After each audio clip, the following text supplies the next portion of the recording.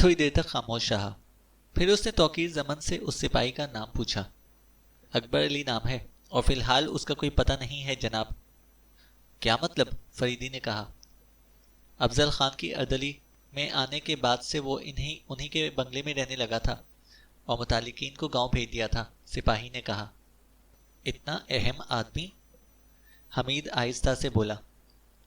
لیکن تم یہاں کیوں آئے ہو؟ فریدی نے زمن سے پوچھا۔ بس اسی خیال سے کہ کہیں کوئی اس کی طاق میں تو نہیں ہے، زمن نے کہا۔ اچھا خیال ہے، لیکن اب تم اس کا چارج مجھے دے دیا، فریدی نے سر ہلا کر کہا۔ جی؟ وہ استفہامی انداز میں فریدی کی طرف دیکھ کر رہ گیا۔ مطلب یہ کہ رسومات کے اختتام پر دفتر چلے جانا، فریدی بولا۔ بہت بہتر جناب، زمن نے کہا۔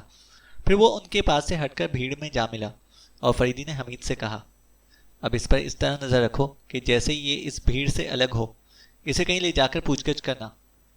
فریدی بولا۔ تو کیا آپ مجھے یہیں چھوڑ جائیں گے؟ حمید بولا۔ بالکل۔ اور گاڑی بھی خود لے جائیں گے؟ حمید نے کہا۔ ظاہر ہے، فریدی بولا۔ کیا مجھے کوئی سواری بھی نہیں مل سکے گی؟ حمید بولا۔ بے وقوفی کی باتیں مت کرو، زیادہ تر لوگ میت گاڑی پر آئے ہیں اور اس سے ان کی واپسی ہوگی۔ اکبر علی بھی ان میں ہی شامل ہوگا۔ اگر اس سلسلے میں زیادہ احتیاط مد نظر نہ ہوئی تو زمن اسے دیکھ لیتا۔ تمہیں اس کی جگہ کیوں دی جاتی؟ فریدی نے کہا۔ سمجھ گیا۔ اور پھر حمید آہستہ سے بولا، شاید مجھے یہ بھی دیکھنا ہوگا کہ کہیں وہ بھی لاش نہ کر جائے۔ خاصے سمجھدار ہوتے جا رہے ہو، فریدی نے کہا، اور حمید برسا منہ بنا کر دوسری طرف متوجہ ہو گیا۔ میت گاڑی میں سفر کے تصور ہی سے گھٹن سی محسوس ہوئی تھی، لیکن کرتا کیا؟ ڈیوٹی اور حکم۔ واپسی پر میت گاڑی میں خاصی بھیڑ ہو گئی تھی، لیکن وہ اکبر علی کے ساتھ ہی لگا ہوا بالآخر بس میں داخل ہو ہی گیا اور اس کے قریب ہی کھڑے رہنے کی جگہ بھی مل گئی۔ قریب سے دیکھنے پر وہ بالکل سیدھا سادہ سا آدمی لگا تھا۔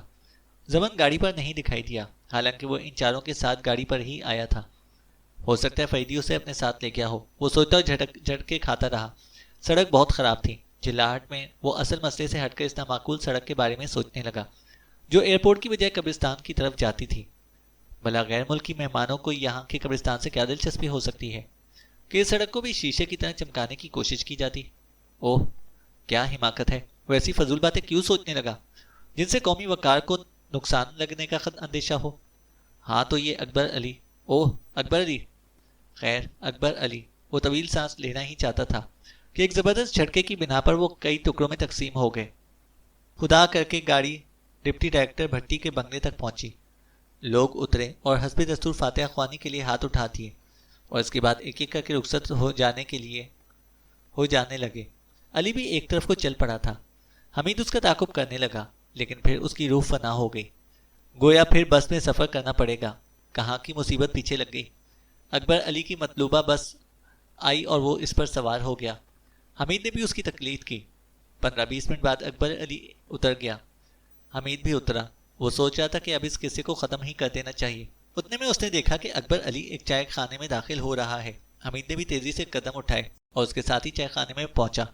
اکبر علی جس میز پر بیٹھا تھا اتفاق سے وہ خالی تھی۔ حمید اس کے سامنے والی کرسی کھینچ کر بیٹھ گیا اور آہستہ سے بولا، مسٹر اکبر علی؟ جی جناب۔ اکبر علی چونک پڑا۔ آپ سے کچھ باتیں کرنی ہیں، حمید نے کہا۔ جی؟ میں نے آپ کو پہچانا نہیں۔ حیرت ہے، حالانکہ میں کئی بار آپ کو خان صاحب کے گھر پر دیکھ چکا ہوں، حمید نے کہا۔ اچھا جی؟ یک بیک وہ مغموم نظر آنے لگا۔ اور میں ابھی ان کی والدہ کی تدفین میں بھی شریک تھا، حمید نے کہا۔ صاحب، خدا جانے کیا ہو گیا، وہ بولا۔ خان صاحب بہت اچھے آدمی تھے، حمید نے کہا۔ میں ان کا اردلی تھا جناب، بس کیا بتاؤں، چھوٹے بھائی کی طرح رکھتے تھے۔ اس کی آواز گلوگیر ہو گئی۔ سنا ہے دھماکے کے ساتھ ان کے بنگلے میں آگ بھی لگ گئی تھی؟ کیپٹن حمید نے پوچھا۔ پتہ نہیں کیا ہوا صاحب، میں تو موجود نہیں تھا، اکبر علی بولا۔ ہاں، کسی نے شاید ان کی لائبریری میں ٹائم بم رکھ دیا تھا، حمید بولا۔ پتہ نہیں کون دشمن تھا، اکبر علی نے کہا۔ کہیں وہ نہ ہو جس کا مال وہ پکڑنا چاہتے تھے، حمید نے کہا۔ ہاں صاحب، وہی ہو سکتا ہے، اکبر بولا۔ بہرحال بہت بڑی ٹریجڈی ہوئی ہے، حمید نے کہا۔ اس نے سرو کرنے والے لڑکے کو اشارے سے بلایا تھا کہ حمید نے کہا، میرے لیے نہ منگوائیے گا۔ میں یہ سوچا تھا کہ شاید یہاں کی چائے آپ کو پسند نہ آئے، اکبر علی بولا۔ یہ بات نہیں ہے، میں صبح کو صرف 1 کپ چائے پیتا ہوں۔ ڈاکٹر نے 1 کپ سے زیادہ کی اجازت نہیں دی، حمید نے کہا۔ ٹھنڈا پی لیجئے، وہ بولا۔ نہیں، اس کی ضرورت نہیں، میں تو دراصل اس وقت آپ سے صرف خان صاحب کے بارے میں باتیں کرنا چاہتا ہوں، حمید نے کہا۔ وہ ایسے ہی تھے صاحب، زمانہ یاد رکھے گا انہیں، اکبر علی نے کہا۔ شاید ہی کبھی رشوت لی ہو، حمید نے پوچھا۔ سوال ہی پیدا نہیں ہوتا صاحب، آگ اور انگارہ سمجھتے تھے رشوت کے پیسے کو، اکبر علی بولا۔ اور اللہ والوں کی تلاش میں رہتے تھے؟ جی ہاں، بہت زیادہ، اکبر علی بولا۔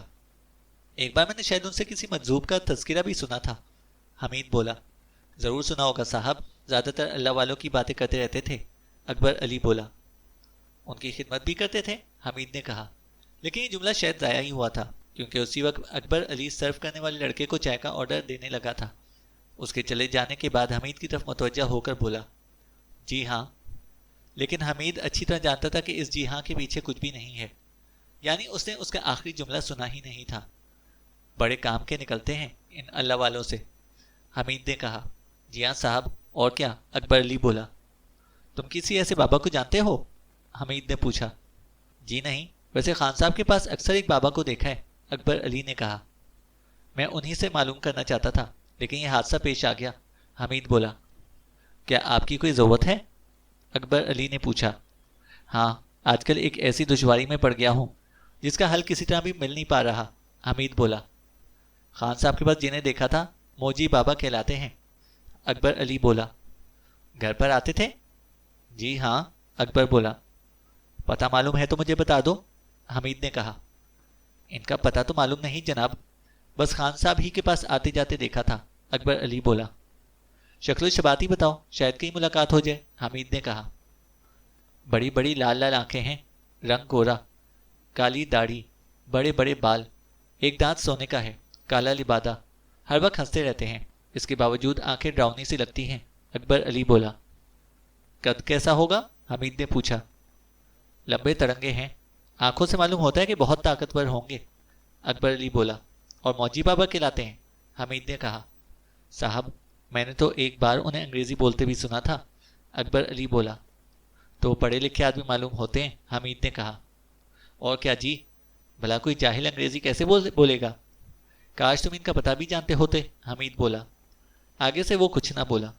حمید مجذوب کے حلیے پر غور کرنے لگا، ایسا لگتا تھا جیسے وہ کبھی ان کی نظر سے بھی گزرا ہو، لیکن کہاں، یاد نہ آ سکا۔ اتنے میں لڑکا چائے لے آیا اور اکبر علی بولا، صاحب یہ تو اچھا نہیں لگے گا نا کہ آپ کچھ بھی نہیں لے رہے؟ فکر نہ کرو، کوئی بات نہیں، میں اس پر متعیر ہوں کہ اب سرکاری آدمیوں کی بھی کوئی وقت نہیں رہی، حمید نے ہاتھ ہلا کر کہا۔ جی، میں سمجھا نہیں۔ اپنے خان صاحب کا معاملہ بدماشوں نے باقاعدہ پلاننگ کی تھی، حمید نے کہا۔ اور کیا جناب، اکبر علی بولا۔ آخر وہ کس کی چرچ تھی؟ حمید بولا۔ یہی معلوم ہوتا تو کیا ہی بات تھی، اکبر علی نے کہا۔ کیا تم بھی ساتھ تھے؟ حمید نے پوچھا۔ جی ہاں، میں بھی تھا۔ دراصل بات تو اس وقت سمجھ میں آئی تھی جب سانپ بریف کیس سے نکل کر بھاگنے لگا تھا۔ خان صاحب تو بس ہاتھ پکڑ کر بیٹھے کے بیٹھے رہ گئے تھے، ایک لفظ بھی ان کے منہ سے نکل نہیں سکا تھا، اکبر علی نے بتایا۔ اور چرس بھی تھی گاڑی پر؟ حمید نے پوچھا۔ بہت تھوڑی سی، کوئی خاص نہیں، مقصد تو خان صاحب کی جان لینا تھا، اکبر علی بولا۔ کیا اس انفارمر نے کچھ بتایا نہیں جس کی اطلاع پر خان صاحب نے گھات لگائی تھی؟ حمید نے پوچھا۔ انفارمر ہی کا تو پتہ نہیں چل سکا صاحب، خان صاحب نے کسی کو نہیں بتایا تھا کہ انفارمر کون ہے، اکبر علی بولا۔ آخر موجی بابا کو میں کہاں تلاش کروں؟ حمید نے کہا۔ میں پتہ لگانے کی کوشش کروں گا، آپ اپنا پتہ مجھے دے دیجئے، مطلع کر دوں گا، اکبر علی بولا۔ فون نمبر دے رہا ہوں، میرا نام ساجد حمید ہے، حمید نے کہا اور اپنا وہ کارڈ دیا جس پر صرف نام اور فون نمبر چھپا ہوا تھا۔ مجھے پتہ معلوم ہوا تو ضرور آپ کو فون کر دوں گا، اکبر علی بولا۔ اچھا یہ تو بتاؤ کہ خان صاحب اس پارٹی کے پیچھے کب سے تھے؟ 6 ماہ میں یہ چوتھی گھات تھی، لیکن وہ یک بیک خاموش ہو کر حمید کو دیکھنے لگا۔ میں چاہتا تھا کہ تم چوکنے ہو جاؤ، حمید مسکرا کر بولا۔ جی، میں سمجھا نہیں۔ یک بیک تم کچھ اور سوچنے لگے ہو، یہ اچھی عادت ہے، گفتگو کرتے وقت محتاط رہنا چاہیے، تم دیکھ ہی چکے ہو کہ خان صاحب کا کیا حشر ہوا ہے، حمید نے کہا۔ پہیلیاں مت بجوائیے جناب، اکبر علی بولا۔ لائبریری میں دھماکہ، کاغذات وغیرہ سب تباہ ہو گئے، پھر والدہ صاحب بھی چل بسی، ہو سکتا ہے انہیں بھی ختم ہی کر دیا گیا ہو، اگر ایسا ہی ہوا ہے تو وہ کچھ جانتی تھیں، حمید نے کہا۔ صاحب میری سمجھ میں کچھ بھی نہیں آ رہا، اکبر علی الجھ کر بولا۔ میں بھی سمجھاتا ہوں، حمید نے کہا، اور داخلے کے دروازے کی طرف دیکھنے لگا اور پھر اس کی طرف متوجہ ہو کر بولا۔ تم نے سی آئی ڈی کے ایک آدمی سے شاید یہ کہا تھا کہ جب موجی بابا خان صاحب کے پاس آئے تھے خان صاحب نے اس پارٹی کے مال کے لیے گھات لگائی تھی۔ اکبر علی کا چہرہ یہ سن کر فک ہو گیا۔ بولو، کیا میں غلط کہہ رہا ہوں؟ جی نہیں، آج صبح کی بات ہے۔ ان صاحب نے اس طرح کے سوالات کیے تھے کہ میری زبان سے ہی بات نکل گئی۔ اکبر علی بولا۔ اب محتاط رہنا۔ آپ کون ہیں صاحب؟ اکبر علی نے پوچھا۔ تم نے خان صاحب کے ڈرائنگ روم میں ایک بہت بڑی تصویر دیکھی ہوگی۔ جی ہاں، کرنل فریدی صاحب کی۔ میں ان کا اسسٹنٹ ہوں اور وہی اس معاملے کو دیکھ رہے ہیں۔ کبھی خان صاحب سے ان کے متعلق بھی کوئی بات سنی تھی؟ حمید نے پوچھا۔ جی بس انہوں نے میرے پوچھنے پر بتایا تھا کہ وہ تصویر کس کی ہے۔ بہرحال میں یہ کہنا چاہتا ہوں کہ تمہارا بیان اب ان تینوں سپاہیوں کے بیان سے تجاوز نہ کرنے پائے۔ اگر فرض کرو کہ موجی بابا ہی کی نشاندہی پر چاروں مہمات ترتیب دی گئی تھی تو اس کے حادثے کے بعد موجی بابا کی کیا پوزیشن ہوگی؟ حمید نے پوچھا۔ ان پر بھی شک کیا جا سکے گا، اکبر علی بولا۔ اور اگر تم ایسی صورت میں موجی بابا کی نشاندہی کرتے ہو تو کیا تمہارے لیے بھی وہی خطرات نہیں ہیں جن سے خان صاحب اور ان کی والدہ دو چار ہوئیں؟ حمید نے کہا۔ جی صاحب، وہ خاصا خوفزدہ سا نظر آنے لگا۔ لہٰذا موجی بابا کا ذکر کسی سے بھی نہ آنے پائے، لیکن تم ان کی تلاش جاری رکھو گے اور مجھے مطلع کرو گے، حمید بولا۔ بہت بہت شکریہ صاحب، آپ نے میری جان بچا لی، اکبر علی بولا۔ بہت خطرناک اور نڈر لوگ معلوم ہوتے ہیں۔ خیر، بس تم محتاط رہنا۔ اور انسپکٹر زیدی بھی تو اس مہم میں شریک تھے؟ حمید نے پوچھا۔ جی ہاں، وہ بھی تھے، اکبر علی بولا۔ ان کے بارے میں کیا خیال ہے؟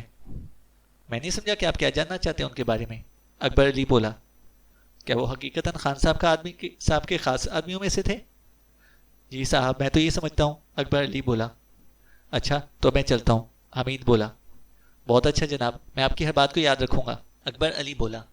حمید چائے خانے سے باہر تو آ گیا، لیکن وہ اس تشویش کی بنا پر کہ کہیں اس کا کوئی تعاقب نہ کر رہا ہو کچھ دیر فٹ پاتھ پر ہی کھڑا رہا۔ وہ یہ بھی دیکھنا چاہتا تھا کہ اکبر علی کا تعاقب تو نہیں کیا جا رہا، اس لیے وہاں سے ہٹ کر سڑک کے دوسرے کنارے والے ایک کیفے میں آ بیٹھا۔ بہرحال پوری طرح اطمینان کر لینے کے بعد کہ اکبر علی کا تعاقب کسی نے نہیں کیا تھا، ٹیکسیوں کے اڈے کی طرف چل پڑا۔ سپہر سے پہلے دفتر نہیں پہنچ سکا تھا۔ فریدی نے اس کی روداد سنی۔ تھوڑی دیر تک وہ کچھ سوچتا رہا، پھر بولا، تمہیں اس حد تک نہ کھلنا چاہیے تھا۔ فرض کیجیے اگر وہی مجذوب انفارمر تھا تو؟ حمید نے کہا۔ ضروری نہیں کہ وہ قتل کی اس سازش میں بھی شریک ہو۔ بہتیرے انفارمر یہ چاہتے ہیں کہ ان کے نام کسی ایک فرد سے آگے نہ بڑھنے پائیں۔ خیر، ختم کرو اس قصے کو، کرنل فریدی نے کہا۔ کوئی نئی بات؟ حمید نے سوال کیا۔ انسپکٹر زیدی غائب ہو گیا؟ کب؟ پچھلی رات ہی کو کسی وقت، کرنل فریدی نے کہا۔ گھر والے کیا کہتے ہیں؟ حمید نے پوچھا۔ ان کا بیان ہے کہ وہ اس وقت بہت زیادہ خوفزدہ نظر آ رہا تھا جب کچھ بدماش قسم کے لوگ ایک جیپ میں بیٹھ کر آئے تھے۔ اس نے گھر والوں کو ایک کمرے میں اکٹھا کر کے کہا تھا کہ وہ وہیں تک محدود رہیں، اور شاٹ گن لے کر چھت پر چلا گیا تھا، لیکن پھر کسی نے اسے چھت سے نیچے اترتے ہوئے نہیں دیکھا۔ البتہ مکان کا عقبی دروازہ کھلا ہوا ملا تھا، کرنل فریدی نے بتایا۔ آخر یہ کس قسم کی نگرانی تھی کہ وہ عقبی دروازے سے نکل گیا اور نگرانی کرنے والوں کو خبر تک نہ ہوئی تھی؟ حمید نے پوچھا۔ دراصل اس جیپ کی آمد کی بنا پر نگرانی کرنے والوں کی تمام تر توجہ اس کی طرف مبذول ہو گئی تھی۔ تو وہ بھی ڈرامہ ہی تھا۔ حمید طویل سانس لے کر رہ گیا۔ کوئی حتمی بات نہیں کہی جا سکتی، فریدی نے کہا۔ پھر وہ لوگ کچھ کہے بغیر کیوں رخصت ہو گئے؟ حمید نے پوچھا۔ ہو سکتا ہے صرف اندازہ لگانے آئے ہوں کہ اس کی نگرانی تو نہیں کی جا رہی، فریدی بولا۔ اور یہ بھی ہو سکتا ہے کہ اس طرح انہوں نے اس کو نکل جانے کا موقع فراہم کیا ہو، حمید بولا۔ نکل کر جائے گا کہاں؟ فریدی بولا۔ آپ میرا مطلب نہیں سمجھے، حمید نے کہا۔ تو سمجھاؤ نا۔ اس مفروضے کے ساتھ کہ وہ مجرموں سے ملا ہوا ہے، ہم اسی نتیجے پر پہنچ سکتے ہیں، حمید بولا۔ لیکن وہ تو ہمیں یقین دلانے کی کوشش کر رہا تھا کہ اس کے ہاتھ صاف ہیں، بھلا اس مرحلے پر کیسے بھاگ کھڑا ہوگا؟ نہیں حمید صاحب، وہ ان سے خائف ہو کر فرار ہوا ہے، کرنل فریدی نے کہا۔ اگر خائف ہو کر فرار ہوا ہے تو اب تک ختم بھی کیا جا چکا ہوگا، حمید بولا۔ اسی کا خدشہ ہے، وہ لوگ اس لیے آئے تھے کہ وہ خوفزدہ ہو کر نکل جائے اور پھر وہ کئی اطمینان سے اسے مار لیں، فریدی بولا۔ کیا شاٹ گن سمیت فرار ہوا ہے؟ ہاں، شاٹ گن بھی گھر میں موجود نہیں ہے، فریدی بولا۔ اس صورت میں تو یہی کہا جا سکتا ہے کہ… حمید جملہ پورا کیے بغیر خاموش ہو گیا، پھر سر کو منفی جنبش دے کر بولا، کچھ نہیں کہا جا سکتا۔ اٹھو، فریدی خود بھی اٹھتا ہوا بولا۔ خیریت؟ حمید اسے بغور دیکھتا ہوا کھڑا ہو گیا۔ यहाँ बड़ी घुटन महसूस हो रही है, कहीं खुले में निकले, फरीदी ने कहा। वो ऑफिस से निकलकर उसकी तरफ बढ़ा जहाँ लंकन पार्क थी। शाम की चाय कहाँ पियेंगे? हमीद ने पूछा। रास्ते में कहीं, फरीदी बोला। क्या कोई लंबा सफर दरपेश है? हमीद ने कहा। हाँ, ईगल बीच तक। मैं तो अरसे से सोचा था कि एक आध हफ्ता समुद्र के किनारे गुजारा जाए, कैप्टन हमीद ने कहा। क्या आम के लिए नहीं जा रहे हम? फरीदी ने कहा। क्या इंस्पेक्टर जैदी के लिए समुद्र में जाल डलवाएंगे? मकाना बातें मत करो, फरीदी बोला। फिर क्या मुझे समुद्र में धक्का देंगे? हमीद ने कहा। फरीदी कुछ ना बोला, लेकिन हमीद बकवास के मूड में था। उसने कहा, मुझे तो ऐसा महसूस होता है कि ये केस कभी बाज़ाब्ता तौर पर हम तक ना पहुंच सकेगा। फरीदी ने गाड़ी का दरवाज़ा खोला और ड्राइविंग सीट पर बैठ गया। हमीद घूमकर दूसरी जानेब वाले दरवाजे की तरफ आया ही था कि फरीदी ने उसे पिछली सीट पर बैठने का इशारा किया। नज़र रखना कि हमारा ताक़ुब तो नहीं किया जाता, फरीदी ने गाड़ी की हरकत में आ जाने के बाद कहा। आखिर ईगल बीच ही क्यों? हमीद ने पूछा। पिन पॉइंट पर जो दरगाह है, फरीदी ने कहा। ओह मौजी बाबा, हमीद के मुंह से निकला। तुमने जो हुलिया बताया है, इस किस्म का एक आदमी शायद वहीं पर देखा गया है। हमीद मुड़कर देखने लगा। हुक्म में गाड़ियों का एक सेले रवां था, लिहाजा यह अंदाज़ा नहीं लगाया जा सकता था कि कोई ताक़ुब कर रहा है या नहीं। आप इसे वाकई अहमियत दे रहे हैं? हमीद ने पूछा। तुम भी दे चुके हो, अगर ना देते तो अकबर अली से मोहतात रहने को हरगिज़ ना कहते, फरीदी बोला। क्या दो दानों को भी चेक किया?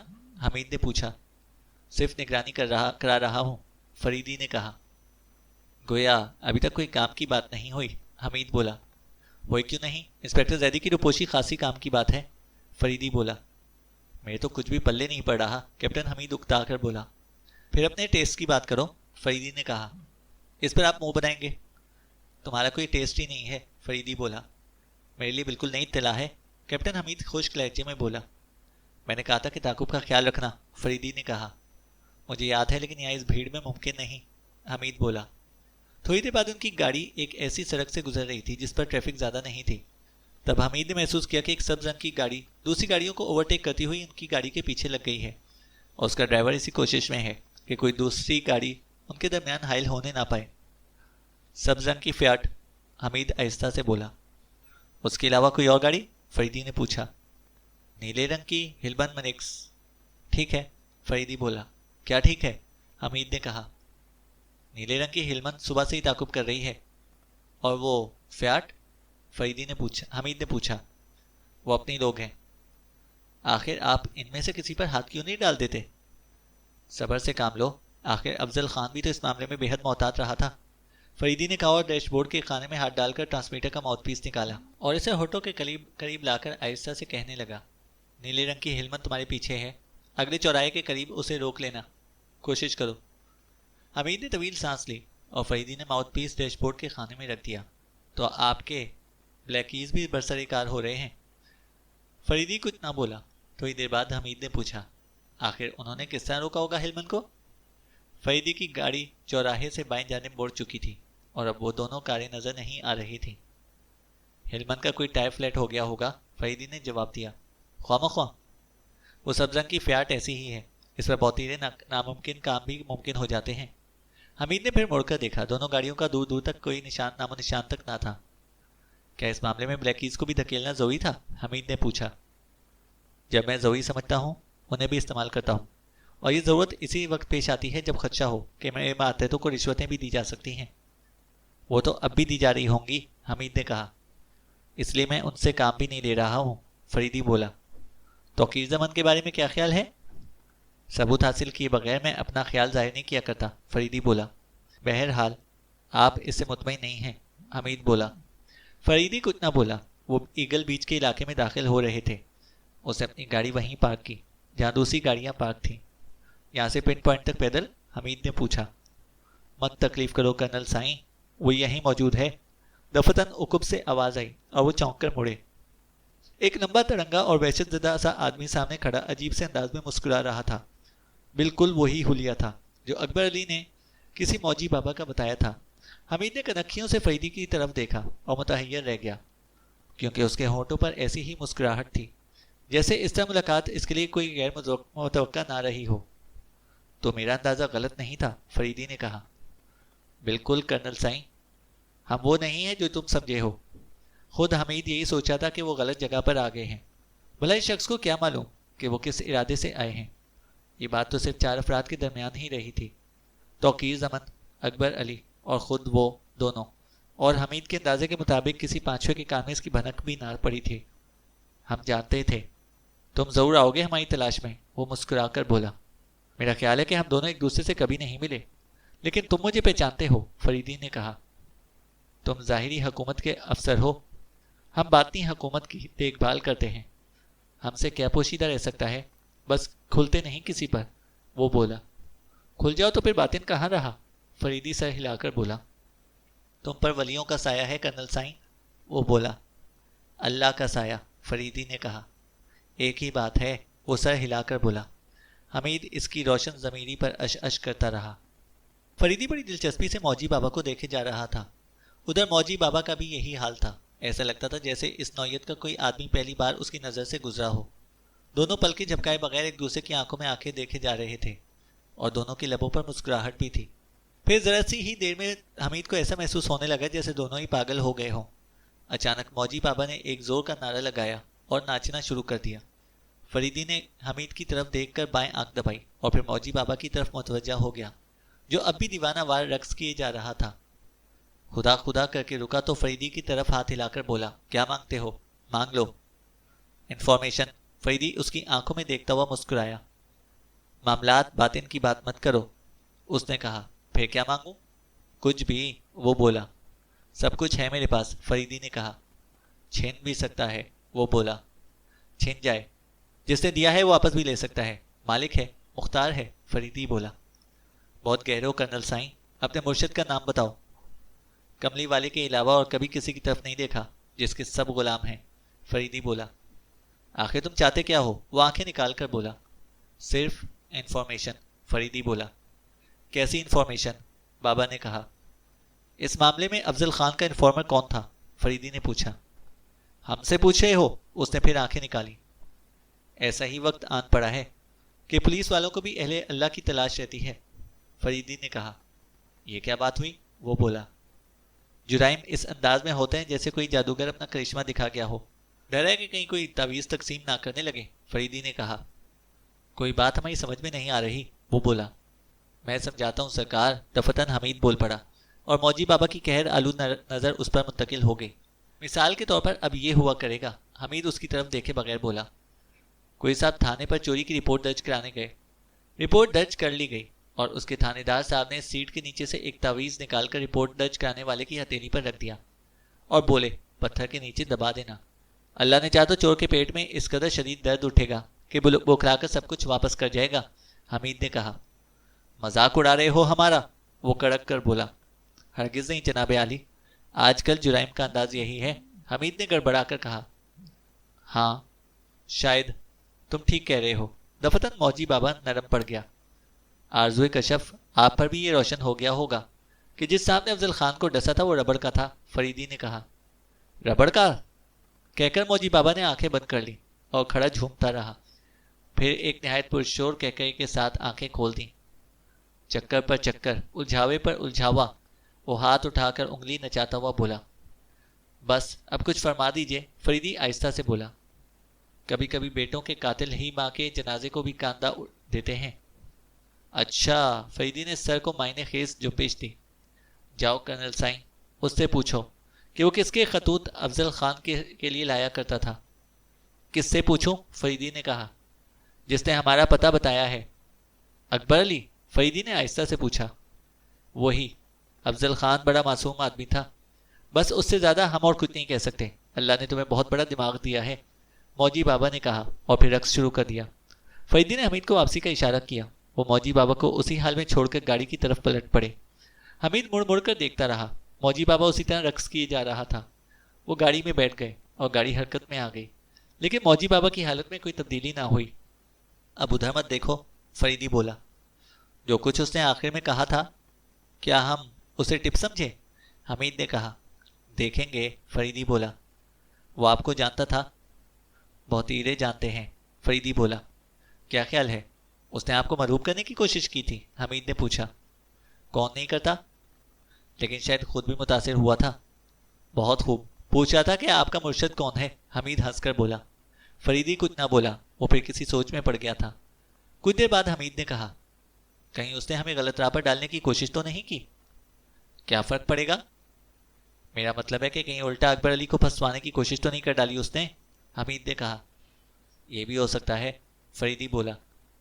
آخر آپ کسی بات پر جمیں گے بھی، حمید نے کہا۔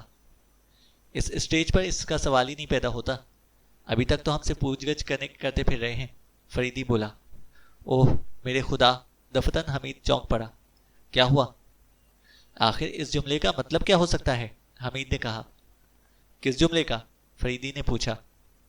یہی کہ کبھی کبھی بیٹے کے قاتل ماں کے جنازے کو بھی کاندھا دیتے ہیں، حمید بولا۔ تم بتاؤ، تم نے اس سے کیا سمجھا؟ فریدی نے کہا۔ کہیں اشارہ ڈپٹی ڈائریکٹر کی طرف تو نہیں ہے؟ اسی نے افضل خان کی والدہ کی تدفین کا اہتمام کیا تھا، حمید نے کہا۔ خدا جانے، بہرحال ہم اس زاویے سے بھی دیکھیں گے۔ قانون کے محافظ بھی بسا اوقات قانون شکنی کے مرتکب پائے جاتے ہیں، فریدی بولا۔ اب تو بات بالکل سامنے کی معلوم ہوتی ہے، حمید بولا۔ مجھے بھی سمجھاؤ، فریدی مسکرا کر بولا۔ افضل خان نے زیدی سے تو یہی کہا تھا کہ پورے ثبوت فراہم کیے بغیر وہ شخصیت کا نام زبان پر نہیں لا سکتا، حمید بولا۔ ہاں شاید یہی کہا تھا، فریدی بولا۔ تو پھر اس کا کیا مطلب ہو سکتا ہے، حمید نے کہا۔ صرف یہی ایک مطلب تو نہیں ہو سکتا نا، کہ وہ اس کے محکمے کا ڈپٹی ڈائریکٹر ہی ہوگا۔ محتاط آدمی کسی کے خلاف پورے طور پر ثبوت مہیا کیے بغیر اس کا نام زبان پر نہیں لا سکتا، کرنل فریدی نے کہا۔ خیر ختم کیجئے، میں تو اس موجی بابا کو بھی نہیں سمجھ سکا، حمید بولا۔ کیا نہیں سمجھ سکے؟ فریدی بولا۔ ہوش مند بھی تھا اور دیوانہ بھی، حمید نے کہا۔ پھر تمہیں اس پر کیا اعتراض ہے؟ میں کہہ رہا تھا کہ اسے سمجھ نہیں سکا، حمید بولا۔ اتنی ذرا سی دیر میں کوئی کسی کو نہیں سمجھ سکتا، فریدی بولا۔ مجھے آپ کے رویے پر بھی حیرت ہے، حمید نے کہا۔ کیا مطلب؟ کبھی ایسا معلوم ہوتا ہے جیسے آپ اسے چڑھا رہے ہوں، اور کبھی ایسا لگتا تھا جیسے اس سے مروب ہو گئے ہوں، حمید بولا۔ حمید صاحب، میں اس سے سٹے کا نمبر پوچھنے نہیں گیا تھا، فریدی نے کہا۔ اچھا تو پھر؟ میں ایک جرم کی تفتیش کر رہا ہوں، فریدی بولا۔ لیکن اسے کیسے معلوم ہوا کہ اکبر علی نے اس کی نشاندہی کی ہے اور آپ اس سے پوچھ گچھ کرنے آ رہے ہیں؟ اس لیے وہ پارکنگ لاٹ ٹھیک کے قریب آپ کا منتظر تھا؟ بس یہ ایک کام کی بات تم نے پوچھی ہے، اور اسی کا جواب مجھے بھی چاہیے۔ تو پھر آپ کا اگلا قدم کیا ہوگا؟ کیپٹن حمید نے پوچھا۔ اکبر علی کی تلاش، اس بار میں خود اسے گفتگو کرنا چاہتا ہوں۔ اسے تلاش کرو اور وہ جہاں ملے سیدھے میرے پاس لے کر آؤ، کرنل فریدی نے کہا۔ میری دانست میں سب سے زیادہ اہم وہ لڑکی ہے جو مجھے بے ہوش کر کے ربڑ کا سانپ اڑا لے گئی ہے، حمید بولا۔ لڑکیوں کو دیکھ کر تم ویسے بھی کب ہوش میں رہتے ہو، فریدی بولا۔ نہیں واقعی، میں سنجیدگی سے اس کے بارے میں بھی سوچ رہا ہوں، حمید بولا۔ فضول باتوں میں مت پڑو، وہ محض ایک اعلی کار تھی۔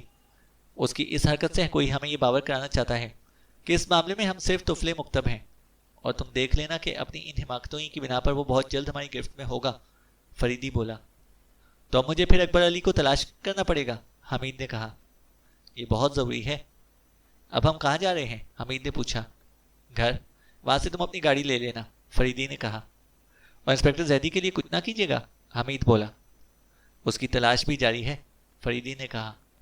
دیکھیے جناب، سورج غروب ہونے والا ہے، آپ نے کہا تھا کہ چائے راستے میں ہی کہیں پی لیں گے، حمید تھوڑی دیر بعد بولا۔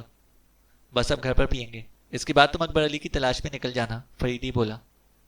مجھے تو ایسا محسوس ہو رہا ہے جیسے مجرم کو پہلے سے ہی معلوم ہو جاتا ہے کہ اب ہم کیا کرنے والے ہیں، حمید بولا۔ فریدی کچھ نہ بولا۔ تھوڑی دیر بعد اس کی کار کوٹھی کے کمپاؤنڈ میں داخل ہو رہی تھی۔ چائے پی کر حمید نے دوسرا سوٹ پہنا اور اپنی گاڑی نکلوائی، پھر چلنے ہی والا تھا کہ ایک گاڑی کمپاؤنڈ میں داخل ہوئی۔ اس نے اپنی گاڑی کا سوئچ آف کر دیا کیونکہ قاسم کی گاڑی پہچان لی تھی۔ قاسم سیدھا اسی کی طرف چلا آیا تھا۔ کہاں بھاگ رہے ہو بیٹا، آگ لگا کر، وہ ہاتھ نچا کر دھاڑا۔ یہ کیا بکواس ہے، حمید نے کہا۔ تمہیں جواب دینا پڑے گا۔ جہنم میں جاؤ، کہہ کر حمید نے پھر انجن اسٹارٹ کر دیا۔ اچھا بیٹا، چلو کہاں چلتے ہو، پیچھا نہیں چھوڑوں گا، قاسم نے کہا۔ حمید گاڑی پھاٹک سے نکلی چلی گئی۔ یہ عذاب اس وقت کہاں سے نازل ہو گیا؟ وہ اس کیس میں سنجیدگی سے دلچسپی لے رہا تھا، اس سے ذہنی فرار پر بھی تیار نہیں تھا، لہذا قاسم کی آمد اسے گراں گزری تھی، مگر اب اسے چھٹکارا مشکل ہی تھا۔ پہلے بھی اس قسم کے کئی تجربے ہو چکے تھے، ذہنی رو بہکی تو بہکی، پر اس مرحلے پر پیچھا نہیں چھوڑتا تھا۔ اچانک اسے خیال آیا کہ وہ چل تو پڑا ہے، لیکن اکبر علی کو کہاں پر تلاش کرے گا؟ اکبر علی نے یہی تو بتایا تھا کہ افضل خان کے بنگلے کی تباہی کے بعد فی الحال وہ بے ٹھکانہ ہو گیا ہے۔ نہیں کہہ سکتا تھا کہ رات کہاں گزرے گی، تو پھر اس وقت تو اس کے کسی آفیسر سے بھی معلوم نہیں ہو سکے گا کہ وہ کہاں پر ہے۔ وہ سوچا تھا کہ آخر اس سے پہلے اس کا دھیان کیوں نہیں رہا۔ گاڑی شہر کی جگمگاتی ہوئی سڑکوں سے گزرتی رہی۔ کہیں کہیں ٹریفک کا ازدحام سست رفتاری پر بھی مجبور کر دیتا تھا۔ اس نے سوچا آخر اس طرح بھٹکنے کا کوئی مقصد کیا ہے؟ پھر کیا کرے؟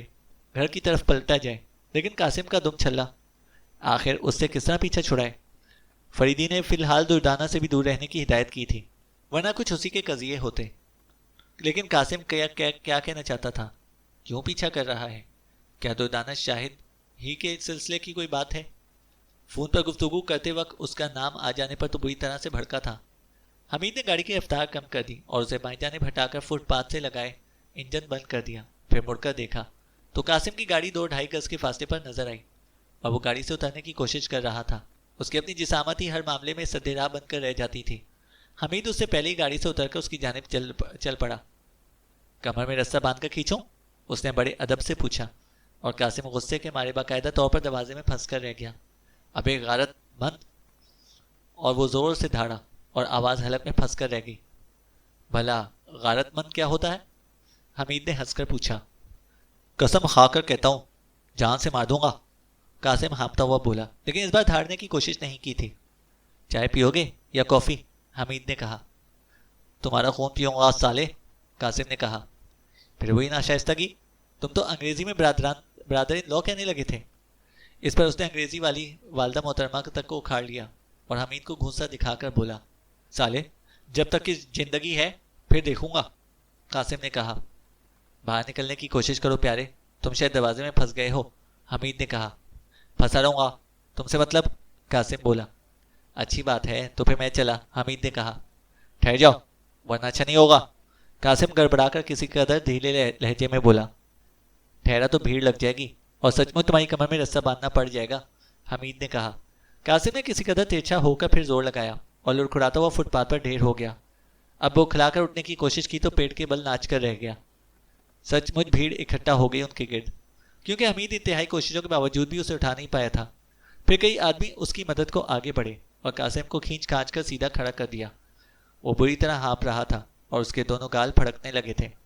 قریب ہی سے لڑکی کہتی ہوئی گزر گئی، اتنا موٹا ہے تو گھر ہی سے کیوں نکلتا ہے؟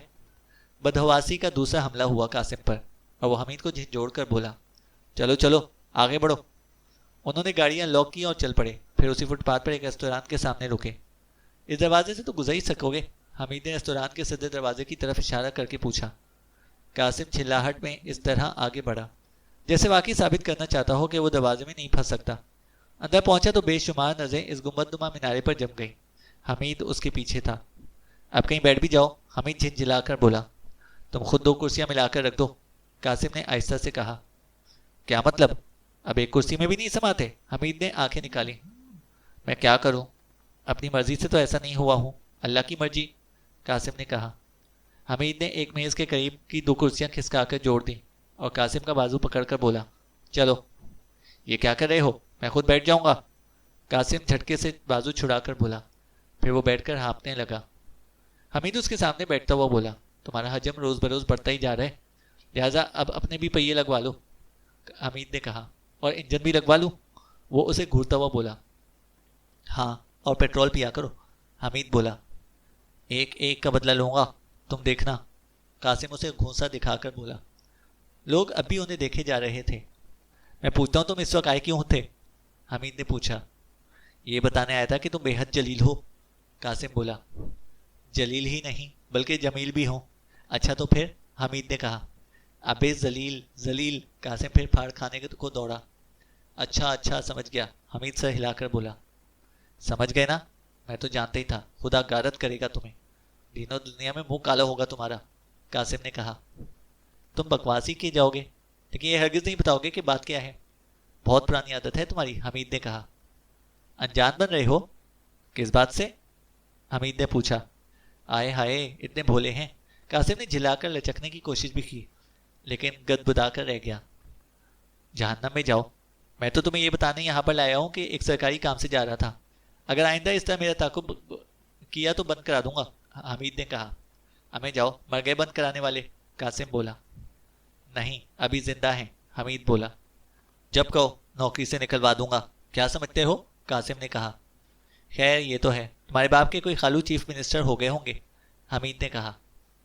باپ تک پہنچے تو ٹانگیں چیر کر پھینک دوں گا, قاسم نے کہا. لیکن یہ نہیں بتاؤ گے کہ بات کیا ہے, حمید نے کہا. وہ تمہیں کیوں پوچھ رہی تھی, قاسم نے کہا. کون, حمید چونک کر بولا. اب پوچھتے ہو کون, قاسم نے اس باقاعدہ دانت پیسے. ایک دو ہوں تو نہیں پوچھوں. ہاں یہ تو ہے, قاسم سوچتا ہوا بولا. اب بتا بھی چکو, حمید نے بے حد نرم لہجے میں کہا. وہی, یعنی کہ جسے تم پوچھ رہے تھے. اچھا بیٹا بتاؤ کہ تم اسے کیوں پوچھ رہے تھے, قاسم نے کہا. حمید نے طویل سانس لی, شاید یہ دردانہ شاہد کا ذکر تھا. اچھا میں سمجھ گیا, شاید حسن کی اس پہاڑی کا ذکر ہے, وہ ہنس کر بولا. اچھا میں اسے بتا دوں گا کہ تمہیں پہاڑی بکری کہہ رہا تھا, قاسم نے کہا. حسن کی پہاڑی, حمید بولا.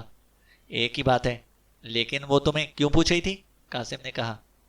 میں کیا بتاؤں, مجھ سے تو آج تک ملاقات بھی نہیں ہوئی, بس ایک بار دور سے دیکھا تھا, حمید بولا. تم دور سے بھی نہ دیکھا کرو, سمجھے, وہ حمید کو گھوسا دکھا کر بولا. اتنے میں ویٹر آ گیا اور حمید نے اس سے کہا 2 پلیٹ جھینگے اور کافی. وہ چلا گیا اور قاسم غصیلے لہجے میں بولا. 1 پلیٹ جھینگے تو دانتوں ہی میں اٹک کر رہ جائیں گے. یہ میری طرف سے ہیں, اس کے علاوہ تمہارا اپنا آرڈر ہوگا, آدھی تنخواہ تمہارے مادے پر نہیں صرف کر سکتا, حمید نے کہا. کسی مکھی چوس چودھری کی اولاد معلوم ہوتے ہو, قاسم نے کہا. بس تم ہی فراغ دل بنیے کی اولاد بنے رہو, حمید بولا. میرا باپ بنیا نہیں ہے, قاسم بولا. چلو مغل اعظم ہی صحیح, اس عورت نے میرے بارے میں کیا پوچھا تھا, حمید نے کہا. وہ کیا پوچھتی, بس کا بختی کی زبان سے نکل گیا تھا کہ ایک سالے کیپٹن حمید سے بھی دوستی ہے. بس پھر کیا تھا, پوچھنے لگی سب کچھ تمہارے بارے میں, اور پھر بولی مجھے بھی ملوا دو, قاسم نے کہا. اچھا تو پھر اس میں میرا کیا قصور ہے, ہمیں تم پیدا ہی کیوں ہوئے ہو, قاسم نے کہا. یعنی تم یہ چاہتے ہو کہ کوئی عورت میرا نام بھی نہ لے, حمید نے کہا. قاسم کچھ کہنے والا تھا کہ ویٹر جھینگے اور کافی لے کر آیا. 10 پلیٹ جھینگے اور لاؤ, اس کا بل میری طرف, قاسم نے ویٹر سے کہا. جی صاحب, ویٹر متحیرانہ لہجے میں بولا. 10 پلیٹ, حمید نے کہا. ویٹر نے حمید کی طرف دیکھا اور حمید سر ہلا کر بولا. ٹھیک ہے. وہ ویٹر چلا گیا اور حمید نے پھر دردانہ شاہد کا ذکر چھیڑنے کی کوشش کی. بس ختم کرو, قاسم ہاتھ اٹھا کر بولا. اب اس نے کہا ہے تو کل شام کو چلے چلنا, لیکن اگر اس کے بعد کبھی تم کو اس کے یہاں دیکھا تو جان سے مار دوں گا, قاسم نے کہا. یہ کیا بات ہوئی, حمید بولا. بس ایک بار کی ہوگی, قاسم نے کہا. میں ایک بار بھی نہیں جاؤں گا, حمید بولا. ایک بار تو تمہیں چلنا ہی پڑے گا, قاسم بولا. آخر وہ مجھ سے کیوں ملنا چاہتی ہے, حمید نے کہا. میں کیا جانوں, ہو سکتا ہے اپنی جاسوسی کروانا چاہتی ہو, قاسم نے کہا. یہ اپنی جاسوسی کیسے کرائی جاتی ہے, حمید نے پوچھا. میں نہیں جانتا, یہ جھینگے سالے تو 2 ہی پھینکوں میں ختم ہو گئے. لاؤ اپنی والی پلیٹ بھی ادھر بڑھاؤ, قاسم نے کہا. اس کے یہاں اور کون کون آتا ہے, حمید نے اپنی پلیٹ اس کی طرف سرکاتے ہوئے کہا. میں جاتا ہوں اور 2-4 پدے بھی آتے ہیں. پدے, کیا مطلب, حمید نے پوچھا. ابے ہاں, 2-4 سوکھے سڑے لوگ, قاسم بولا. یعنی کوئی قابل ذکر آدمی نہیں ہوتا, حمید نے پوچھا. ہاں ایک ہوتا ہے, کسٹم والا, قاسم بولا. کیا نام ہے, حمید نے پوچھا. بھٹی صاحب کہتی ہے اس کو, پورا نام مجھے معلوم نہیں, قاسم نے کہا. لال مونچھوں والا, ہاں وہی. کیا تم اسے جانتے ہو, قاسم نے پوچھا. کسٹمز انٹیلیجنس کا ڈپٹی ڈائریکٹر ہے. عاشق مزاج تو نہیں ہے سالا, قاسم نے پوچھا. یہ میں نہیں جانتا, حمید نے کہا. تو پھر کیا ٹھینگے کہ کیپٹن حمید ہو. یہ کیا بات ہوئی, حمید نے کہا. کیسے جاسوس ہو اگر اتنا بھی نہیں جانتے تو, قاسم نے کہا. ابے تو کیا میں نے عاشقوں کی فہرست مرتب کر رکھی ہے, حمید بولا. اچھا تو پتہ لگاؤ کہ وہ عاشق مزاج ہے بھی کہ نہیں, قاسم نے کہا. دماغ تو نہیں چل گیا, حمید بولا. تم سالے کیسے دوست ہو کہ میرے لیے اتنا بھی نہیں کر سکتے, قاسم نے کہا. کیوں, کیا بھٹی صاحب کا انداز کچھ اسی قسم کا ہوتا ہے, حمید نے کہا. ابے ہاں, بیٹھا مسکرایا کرتا ہے, قاسم بولا. لیکن تم کیوں مرے جا رہے ہو, حمید بولا. کیا بتاؤں, میرا مقدر ہی چوپٹ ہے, وہ آ جاتا ہے تو پھر مجھ سے بات ہی نہیں کرتی, قاسم نے کہا. کون آ جاتا ہے, حمید نے پوچھا. وہی بھٹی صاحب, قاسم بولا. اچھی بات ہے, میں چل کر دیکھوں گا. اگر تم کسی طرح اس بھٹی صاحب کو وہاں سے کھسکا دو تو زندگی بھر تمہارا احسان مانوں گا، قاسم نے کہا۔ اچھا اچھا، میں دیکھوں گا، حمید بولا۔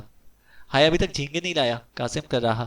اس دوران میں وہ حمید کی پلیٹ بھی صفا چٹ کر چکا تھا۔ اس کی کوٹھی میں کتنے ملازم ہیں؟ حمید نے پوچھا۔ دیکھو نکل آئی نا جاسوسی، قاسم آنکھیں نکال کر بولا۔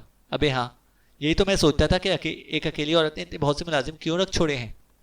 میں نے تعداد پوچھی تھی، حمید نے اسے بغور دیکھتے ہوئے کہا۔ یہی کوئی 10-11 ہوں گے، قاسم نے کہا۔ سنا ہے کہ وہ اپنا سارا سرمایہ کینیا سے یہاں منتقل کرنا چاہتی ہے، حمید بولا۔ ٹھیک سنا ہے، قاسم نے کہا، لیکن ایسا کرنے میں قانونی دشواریاں پیش آئیں گی۔ یہی تو چکر ہے، قاسم نے کہا، لیکن اسمگلرز کے ذریعے یہ بھی ممکن بھی ہے، حمید بولا۔ تو پھر شروع کر دو اسمگلنگ، قاسم نے رازدارانہ لہجے میں پوچھا۔ اس سے کہیں زیادہ بہتر یہ ہوگا کہ اس سے اپنے والد صاحب کی شادی کرا دو، حمید بولا۔ دیکھو دیکھو، تم نے شروع کر دیا گھپلا، قاسم انگلی اٹھا کر بولا۔ تمہاری تو دوسری وہ ہونے نہیں دیں گے۔ بس خاموش، ورنہ گدی سے زبان کھینچ لوں گا، قاسم نے کہا۔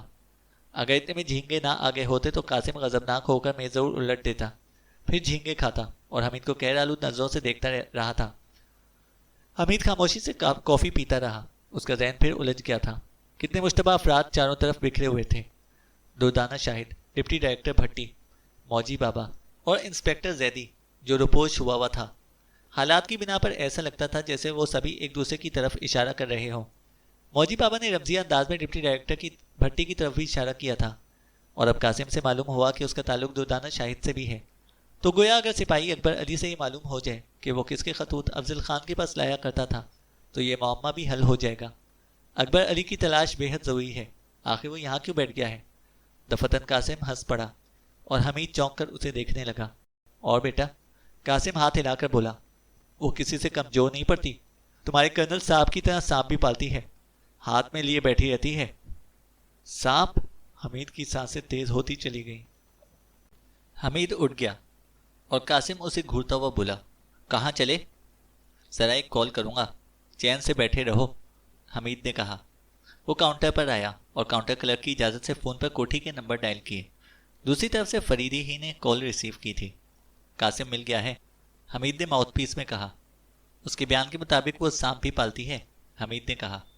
اچھا، تو پھر فریدی کے لہجے میں چھپے ہوئے طنز کو حمید نے بھی محسوس کیا تھا، اور وہ چاہتی ہے کہ قاسم اسے مجھ سے متعارف کرا دے، حمید بولا۔ خود ہی یہ خواہش ظاہر کر دی؟ نہیں، قاسم نے اپنے دوست کی حیثیت سے میرا ذکر کیا تھا، یعنی یہ معلوم ہونے کے بعد کہ میں اس کا دوست ہوں اس نے مجھ سے ملنے کی خواہش ظاہر کی تھی، اور دوسری اطلاع یہ ہے کہ ڈپٹی ڈائریکٹر بھٹی کی بھی وہاں پر آمد و رفت ہے، کیپٹن حمید بولا۔ یہ تم کن حماقتوں میں پڑ گئے ہو؟ اکبر علی کی تلاش میں نکلے تھے، دوسری طرف سے فریدی کی آواز آئی۔ لیکن میں اسے کہاں تلاش کروں؟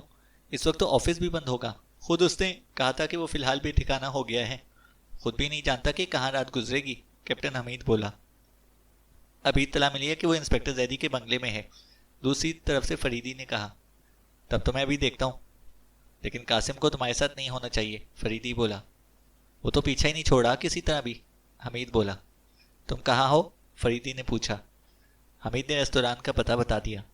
اچھی بات ہے، میں خود آ رہا ہوں، فریدی نے کہا، اور رابطہ منقطع ہونے کی آواز آئی۔ حمید ریسیور رکھ کر میز کی طرف پلٹ آیا۔ کیوں، کیا ہوا؟ نہیں آئے گی؟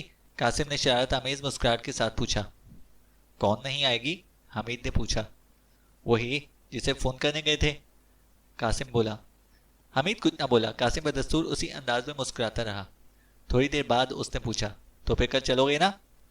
ضروری نہیں سمجھتا کہ تمہارے دوستوں سے بھی ملتا پھروں، حمید بولا۔ تمہاری عادت ہے کہ مجھے نقصان پہنچانے کی، قاسم برا سا منہ بنا کر بولا۔ بھلا اس سے تمہیں کیا نقصان پہنچے گا؟ حمید نے کہا۔ یہ کہ اس کی اتنی سی فرمائش بھی پوری نہ کر سکوں گا، قاسم بولا۔ تمہاری بیوی اس سے مل چکی ہے؟ حمید نے پوچھا۔ خدا غارت کرے تمہیں، اس وقت بیوی کا نام لینے کی کیا ضرورت تھی، قاسم نے کہا۔ اچھا، تو اسے نہیں معلوم کہ تم بھینس کے پائے کس کے لیے پکا رہے تھے، حمید نے مسکرا کر کہا۔ نہیں، وہ نہیں جانتی، قاسم بولا۔ اور اگر اسے معلوم ہو جائے تو؟ تمہارا جنازہ نکال دوں گا، قاسم بولا۔ آخر تم اپنی دوستوں سے بیوی کو ملواتے کیوں نہیں، حمید نے کہا۔ تم سے مطلب؟ مطلب کیوں نہیں، میں لے جاؤں گا تمہاری بیوی کو اس سے ملوانے کے لیے، حمید بولا۔ تم؟ وہ آنکھیں نکال کر بولا۔ ہاں میں، تم دیکھ لینا، حمید بولا۔ تم نے اگر اسے بتایا بھی نا، तो अच्छा ना होगा, कासिम धाड़ा। अच्छी बात है, तुम देखना कि कैसा ड्रामा बनता है। लानत है तुम पर, तुम दोस्त हो? कासिम झेल लाया। बीवी के इल्म लाए बगैर हरगिज दूसरी शादी मत करना, वरना पछताओगे, हमीद बोला। अमे, तुम्हारा दिमाग तो खराब नहीं हो गया? कासिम ने कहा। फिर आखिर तुम क्या चाहते हो? जो मेरा दिल चाहेगा चाहूंगा, तुमसे मतलब? कासिम ने कहा। मतलब से मुझसे मतलब है, तुम्हारी बीवी का मुंह बोला भाई हूँ, कैप्टन हमीद बोला। मुंह टूटा भाई भी हूँ, कासिम जले तन औरतों के ऐसे अंदाज में हाथ नचाकर बोला। ये मुंह टूटा क्या होता है? हमीद ने पूछा। होता होगा कुछ, देखो फिर समझाता हूँ कि उसे मालूम ना होने पाए, कासिम बोला। वो तो क्या, अब तुम्हारे बाप को भी मालूम हो जाएगा, हमीद बोला। लानत है मुझ पर, कासिम अपने सर पर 2 हथौड़े चलाता हुआ बोला। वो तो है ही, हमीद ने सर हिलाकर कहा। लोग इन्हें हैरत से देख रहे थे और कासिम ये तो भूल ही जाता था कि वो कहाँ और किस जगह पे है और क्या कर रहा है। फिर अचानक उसे भी एहसास हुआ और फौरी तौर पर खफीफ होकर बगलें झांकने लगा। तुम क्या चाहते हो, कुछ बताओ भी तो, उसने कुछ देर बाद मरी मरी सी आवाज में कहा। यही कि सिर्फ इस वक्त मेरा पीछा छोड़ दो, कर्नल साहब आने वाले हैं और हम जाएंगे, हमारे पीछे मत आना, कैप्टन हमीद बोला। अल्लाह कसम भाई, बिल्कुल नहीं आऊंगा, और देखो प्यारे, उसे मालूम ना होने पाए, कासिम ने कहा। फिलहाल इस मसले को यहीं पे छोड़ दो, इस पर गौर करेंगे, और गौर करने से पहले तुम्हारी बीवी को कुछ नहीं बताऊंगा, कैप्टन हमीद बोला। बस ठीक है, कासिम इत्मीनान का सांस लेकर बोला। इसके बाद वो खामोशी से झींगों की फटकियां लगाता रहा और फिर फरीदी भी आ गया। उसने बड़े अदब से उसे सलाम किया और उसके लिए भी कुछ मंगवाने के लिए इशारे से बुलाया ही था कि फरीदी ने कहा, फिर कभी, हम जल्दी में हैं। और हमीद उठ गया। अपनी गाड़ी यहीं पर छोड़ दो, फरीदी ने बाहर निकल कर कहा। हमीद उसी के साथ उसकी लंदन में बैठ गया। गाड़ी हरकत में आ गई। हमीद ने पूछा, कैसे मालूम हुआ कि वो वहां पर है? उसके बंगले की निगरानी तर्क तो नहीं कराई गई? वहां से हर आने जाने वाले से मुतालिक मुझे इत्तलात मिलती रहती हैं, कर्नल फरीदी ने कहा। आखिर खुद जैदी कहाँ गायब हो गया? फर्ज कीजिए किसी वक्त खौफ के तहत फरार भी हो गया था, तो बाद में तो आपसे रब्ता कायम करना चाहिए था ना, हमीद ने कहा। हाँ, होना तो यही चाहिए था, फरीदी बोला। आपने उससे उसकी हरकत के बारे में क्या नजरिया कायम किया? बहुत दलेर आदमी मालूम होता है कि ऐसे हालात में तन्हा निकल गया। ये तो राय हुई, नजरिया तो ना हुआ, हमीद बोला। तुम दुदाना शायद की बात कर रहे थे? फरीदी ने पूछा। पहले तो मैंने उसे ज्यादा अहमियत नहीं दी थी, हमीद तवील सांस लेकर बोला, और अब जाहिर है कि वो भी सांप पालती है। हो सकता है कि वो सांप उसी के कलेक्शन से ताल्लुक रखता हो जिसने अफजल खान को डसा था, हमीद ने कहा। यह महज इत्तफाक भी हो सकता है कि उसे भी सांपों से दिलचस्पी है, फरीदी ने कहा। और यह भी इत्तफाक ही होगा कि जैदी का ताकुब करने वाले उसे छोड़कर सीधे उसी की कोठी में गए थे, हमीद ने कहा। हाँ, ये महज इत्तफाक नहीं हो सकता, फरीदी बोला। और डिप्टी डायरेक्टर भट्टी से भी उसके ताल्लुकात को नज़रअंदाज नहीं किया जा सकता, हमीद बोला। जबकि इस मजलूम ने उसकी तरफ इशारा भी किया था। कन्फ्यूजन का मतलब समझते हो? फरीदी ने अचानक सवाल किया। डिक्शनरी कंसल्ट करूंगा, हमीद जलकर बोला। फरीदी ऐसा से हंसकर खामोश हो गया। फिर कुछ देर बाद बोला, इन वाकयात के पीछे जो कुछ भी है हमें कन्फ्यूजन में मुब्तला करने की कोशिश कर रहा है, फरीदी बोला। बात दिल को लगती थी, इसलिए हमीद खामोश ही रहा। एक आध बार उसने भी यही सवाल किया। मुझे तो दरअसल सिर्फ इस शख्स की फिक्र है जिसने अलास्टर्स वालों से मेरे नाम पर वो सांप बनवाया था, फरीदी ने कहा। क्यों, वो क्यों इतना अहम है? हमीद बोला। सबसे ज़्यादा दलेरी का मुजाहरा उसी ने किया है। मैं बाद में खुद उस सेल्समैन से बात की थी जिसने इसका ऑर्डर बुक किया था, और उसी के बताए हुए हुलिये के मुताबिक एक तस्वीर भी बनवाई गई है। फरीदी खामोश हो गया और हमीद इस ख्वाहिश में रहा कि जैसे उसने बात अधूरी छोड़ दी हो। तो फिर इस तस्वीर से किस हद तक रहनुमाई हुई? हमीद ने सवाल किया। सूरत कुछ जानी पहचानी सी लगती है, कहीं देखा जरूर है उसे, फरीदी बोला। मुझे भी दिखाएगा वो तस्वीर, हमीद बोला। ऑफिस में है, कल देख लेना, फरीदी बोला। दफतन फरीदी ने एक जगह पर गाड़ी रोक दी और हमीद से बोला, तुम जाओ और अकबर अली को बुलाकर यहाँ पर ले आओ। इसी लाइन का 11वां बंगला है, फाटक पर जैदी की नेम प्लेट भी मौजूद है, फरीदी बोला। हमीद गाड़ी से उतरकर चल पड़ा, नामों की तख्तियां पढ़ता जा रहा था। बिलाखिर जैदी के घर के सामने रुककर कॉल बेल का बटन भी दबा दिया। थोड़ी देर बाद एक बच्चा फाटक पर आया। क्या जैदी साहब तशरीफ रखते हैं? हमीद ने उससे पूछा। जी नहीं, बच्चे ने कहा। अच्छा तो सिपाही अकबर अली को भेज दो, हमीद बोला। आपका नाम? बच्चे ने सवाल किया, खासा ज़हीन मालूम होता था। बस उससे कह देना कि आज जिससे होटल में मुलाकात हुई थी वही है, حمید نے کہا۔ لڑکے نے حمید کو عجیب سی نظروں سے دیکھا اور چلا گیا۔ تھوڑی دیر بعد اکبر علی دروازے پر نظر آیا۔ السلام علیکم جناب، اس نے خاص بڑے ادب کے انداز میں سلام کیا۔ وعلیکم السلام، حمید نے کہا۔ تشریف لائیے۔ نہیں، تمہیں کچھ دیر کے لیے ہمارے ساتھ چلنا ہے، حمید بولا۔ کیوں؟ وہ کسی قدر خوفزدہ نظر آنے لگا تھا۔ بس تھوڑی سی باتیں ہوں گی، فکر نہ کرو، کوئی ایسی بات نہیں ہے، حمید نے کہا۔ جی، ان لوگوں نے کہا تھا کہ جب تک کہیں اور انتظام نہ ہو یہیں پر رہ لو، اکبر علی بولا۔ ٹھیک ہے، اچھا ہے۔ جی پھر میں ذرا کوٹ پہناؤں، اکبر علی بولا۔ ضرور ضرور، حمید نے کہا۔ تھوڑی دیر بعد وہ واپس آ گیا اور وہ دونوں اس طرف چل پڑے جہاں فریدی نے گاڑی کھڑی کی تھی۔ زیدی صاحب کے بارے میں کچھ معلوم ہوا؟ حمید نے اس سے پوچھا۔ نہیں جناب، گھر والے بے حد پریشان ہیں، اکبر علی بولا۔ کیا یہ سب کچھ بہت عجیب نہیں ہے؟ حمید نے پوچھا۔ ہے کیوں نہیں جناب، بالکل قصے کہانیوں کی سی باتیں معلوم ہوتی ہیں، ایسا نہ کبھی دیکھا اور نہ سنا۔ اب سرکاری آدمیوں پر بھی لوگ چڑھ کر آنے لگے ہیں، اکبر علی نے کہا۔ حمید کچھ نہ بولا اور وہ گاڑی تک پہنچ گئے۔ فریدی نے پچھلی سیٹ کی طرف اشارہ کیا اور حمید اکبر علی سمیت پچھلی سیٹ پر بیٹھ گیا۔ گاڑی چل پڑی تھی اور وہ خاموش تھے۔ کچھ دیر بعد گاڑی فریدی کی کوٹھی کے کمپاؤنڈ میں داخل ہوئی اور اکبر علی کی سوالیہ نظروں سے حمید کی طرف دیکھنے لگا۔ ہم تمہیں اپنے گھر لائے ہیں، بے فکر رہو، حمید نے کہا۔ اکبر علی صرف سر ہلا کر رہ گیا اور حمید فریدی کی طرف اشارہ کر کے بولا، کرنل صاحب ہیں؟ السلام علیکم جناب، اکبر علی بوکھلائے ہوئے انداز میں سلام کیا۔ فریدی نے جواب دیا اور گاڑی سے اترا۔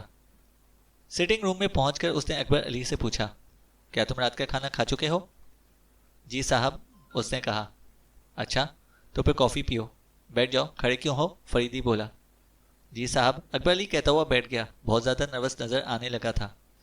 فریدی بولا، اطمینان سے بیٹھو، تمہارے لیے کوئی پریشانی کی بات نہیں ہے، تھوڑی سی باتیں ہوں گی بس۔ میں ہر طرح حاضر ہوں جناب، اکبر علی بولا۔ پہلے ہم کافی پئیں گے، فریدی نے کہا اور حمید سے بولا، ذرا کافی کے لیے کہہ دو۔ حمید اٹھ کر چلا گیا اور فریدی اکبر علی سے اس کے گاؤں کے متعلق باتیں کرتا رہا۔ اصل قصے کا دور دور تک پتہ تک نہ تھا۔ تھوڑی دیر بعد ایک ملازم کافی کی ٹرالی دھکیلتا ہوا سٹنگ روم میں داخل ہوا۔ حمید اس کے ساتھ ہی تھا۔ پھر وہ کافی پیتے رہے۔ جب اکبر علی کسی قدر پرسکون نظر آنے لگا تو فریدی نے اس سے افضل خان کے متعلق معمولی نوعیت کے کچھ سوالات کیے، جن کے جوابات وہ بے تکان دیتا چلا گیا۔ افضل خان کے اردلی میں آنے سے قبل تم کہاں تھے؟ فریدی نے پوچھا۔ جی، میں ڈپٹی صاحب کی گاڑی چلاتا تھا، اکبر علی بولا۔ کس ڈپٹی صاحب کی؟ بھٹی صاحب کی۔ اوہ، یعنی ڈپٹی ڈائریکٹر بھٹی صاحب، فریدی نے کہا۔ جی ہاں جناب۔ وہاں سے کیوں ہٹے تھے؟ کسی نے سفارش کر کے وہاں کسی اور کو لگوا دیا، وہاں آرام زیادہ تھا، اکبر علی نے کہا۔ افضل خان تمہارا بہت خیال رکھتے تھے نا؟ جی صاحب، بہت زیادہ، وہ ہر ایک کا اسی طرح خیال رکھتے تھے، آدمی کو آدمی سمجھتے تھے۔ تم ان کے لیے کس کے خط لایا کرتے تھے؟ فریدی نے پوچھا۔ اس سوال پر اس کی حالت ایسی ہوئی جیسے الیکٹرک شاک لگا ہو، بری طرح چونک کر ساکت ہو گیا۔ گھبرانے کی کوئی بات نہیں، تمہیں اب سب کچھ بتا دینا چاہیے۔ کیا تم نہیں چاہتے کہ اتنے اچھے آدمی کا قاتل اپنی سزا کو پہنچے؟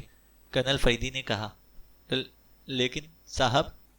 ہاں، بے فکری سے کہو، جو کچھ کہنا چاہتے ہو، رازداری ہی کے خیال سے یہاں پر لائے گئے ہو، ورنہ دفتر میں طلب کیے جاتے، کرنل فریدی نے کہا۔ یہ خان صاحب کا راستہ صاحب، میری زبان نہیں کھلتی، اور اس کا ان کے قتل سے کوئی تعلق نہیں ہو سکتا، اکبر علی بولا۔ خان صاحب اس دنیا میں نہیں، لیکن ہو سکتا ہے کہ وہ یہی راز ان کے قاتل تک ہماری رہنمائی کر دے، کرنل فریدی بولے۔ صاحب، زبان نہیں کھلتی، یہ گھر کی عزت کا معاملہ ہے۔ خان صاحب تو اب اس دنیا میں رہے نہیں، اکبر علی بولا۔ سنو، اگر یہ کوئی ایسی ہی بات ہے تو صرف ہماری ہی ذات تک محدود رہے گی، صاحب معاملہ کو اس کی خبر تک نہ ہو سکے گی، کرنل فریدی نے کہا۔ وہ سختی سے ہونٹ پر ہونٹ جمائے بیٹھا رہا، پھر بولا، میری گردن کٹ جائے گی صاحب، سوال ہی پیدا نہیں ہوتا۔ ہم دیکھیں گے کہ کوئی تمہیں گردن کیسے پہنچاتا ہے، لیکن یہ معلومات بہت ضروری ہیں، کرنل فریدی نے کہا۔ خود خان صاحب اس کی وجہ سے بہت پریشان رہتے تھے، مجھے سختی سے منع کیا تھا کہ میں خطوط نہ لایا کروں، اکبر علی بولا۔ حمید طویل سانس لے کر فریدی کی طرف دیکھنے لگا اور فریدی نے اکبر علی سے کہا، ہاں میں کچھ سمجھ رہا ہوں، تم بے فکر رہو، کسی کو بھی کچھ معلوم نہیں ہونے پائے گا۔ جی، وہ رضیہ بی بی کے خطوط ہوتے تھے۔ یہ کون ہے؟ فریدی نے پوچھا۔ ڈپٹی صاحب کی بھانجی، انہی کے ساتھ رہتی تھی اور یونیورسٹی میں پڑھتی ہیں، اکبر علی بولا۔ کیا افضل خان بھی انہیں خطوط لکھتے تھے؟ فریدی نے پوچھا۔ ہرگز نہیں صاحب، کبھی نہیں، وہ تو مجھے منع کرتے تھے خطوط لانے سے، لیکن رضیہ بی بی سر ہو جاتی تھیں، اکبر علی نے کہا۔ کیا ڈپٹی صاحب کو اس کا علم ہو گیا تھا؟ فریدی نے پوچھا۔ نہیں صاحب، لیکن افضل خان صاحب جانتے تھے کہ رضیہ بی بی ڈپٹی صاحب کے لڑکے کی منگیتر ہیں جو امریکہ میں تعلیم حاصل کر رہا ہے، اکبر علی نے بتایا۔ تمہیں یقین ہے کہ ڈپٹی صاحب کو اس کا علم نہیں تھا؟ فریدی نے پوچھا۔ ہرگز نہیں صاحب، اگر انہیں علم ہو جاتا تو میں یہ کھال گرا دیتے، اکبر علی بولا۔ جب افضل خان نے تمہیں منع کر دیا تھا تو پھر خط کیوں لاتے تھے؟ فریدی نے پوچھا۔ صاحب، وہ اس طرح روتی گر گراتی تھی کہ میں مجبور ہو جاتا تھا، اکبر علی بولا۔ اور تمہیں یقین ہے کہ خود افضل خان نے اسے کبھی کوئی خط نہیں لکھا؟ صاحب، میں نے تو کبھی نہیں لے کر گیا ان کا کوئی خط، اکبر علی بولا۔ ہو سکتا ہے وہ خط لکھنے کی بجائے زبانی گفتگو کر لیتے ہوں، فریدی نے پوچھا۔ میں عرض کیا کروں صاحب؟ نہیں، تم اس سلسلے میں اپنی رائے ظاہر کر سکتے ہو، فریدی بولا۔ صاحب، وہ نہیں چاہتے تھے کہ وہ انہیں خط لکھیں یا کسی قسم کا بھی کوئی تعلق رکھیں، انہیں بھی علم تھا کہ وہ ڈپٹی صاحب کے لڑکے کی منگیتر ہیں، اکبر علی نے بتایا۔ تو وہ کہیں ملتے نہیں تھے؟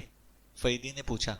میرا خیال ہے کہ ایسا نہیں تھا، تبھی تو وہ لوگ اتنی بے چینی سے انہیں خطوط لکھتی رہتی تھیں، اور خان صاحب خط پڑھ کر اسے فوراً جلا دیتے تھے، اکبر علی بتایا۔ کیا وہ جواب لانے پر بھی اصرار نہیں کرتی تھی؟ بہت زیادہ جناب، اس کے لیے بھی وہ ہاتھ پیر جوڑتی رہتی تھی، لیکن خان صاحب نے کبھی انہیں کوئی خط نہیں لکھا، اکبر علی بولا۔ ہو سکتا ہے تمہارے ہاتھ نہ بھیجا ہو؟ اس کے بارے میں کچھ نہیں کہہ سکتا صاحب، اکبر علی بولا۔ کس طرح کی طالبہ تھی؟ فریدی نے پوچھا۔ یہ تو مجھے معلوم نہیں صاحب۔ ڈپٹی صاحب سے افضل خان کے تعلقات کیسے تھے؟ وہی جو ایک اچھے ماتحت اور افسر کے درمیان ہو سکتے ہیں، اکبر علی بولا۔ فرض کرو ڈپٹی صاحب کو اس کا نامہ و پیام کا پتہ چل گیا ہو تو پھر؟ فریدی نے کہا۔ اگر ایسا ہوا ہوتا تو وہ کم از کم میری نگرانی ضرور کراتے کہ صرف میں رضیہ بی بی کا خط نہ لے کر جا سکوں۔ فریدی پر تفکر انداز میں سر ہلا کر رہ گیا، پھر پوچھا، آخری خط کب لائے تھے؟ خان صاحب کے قتل سے ایک دن پہلے، اکبر علی بولا۔ اور شاید اسی رات کو موجی بابا بھی خان صاحب کے گھر آیا تھا؟ جی ہاں، اکبر علی نے سہا میں سر ہلایا۔ ان دونوں کے تعلقات کی کیا نوعیت تھی؟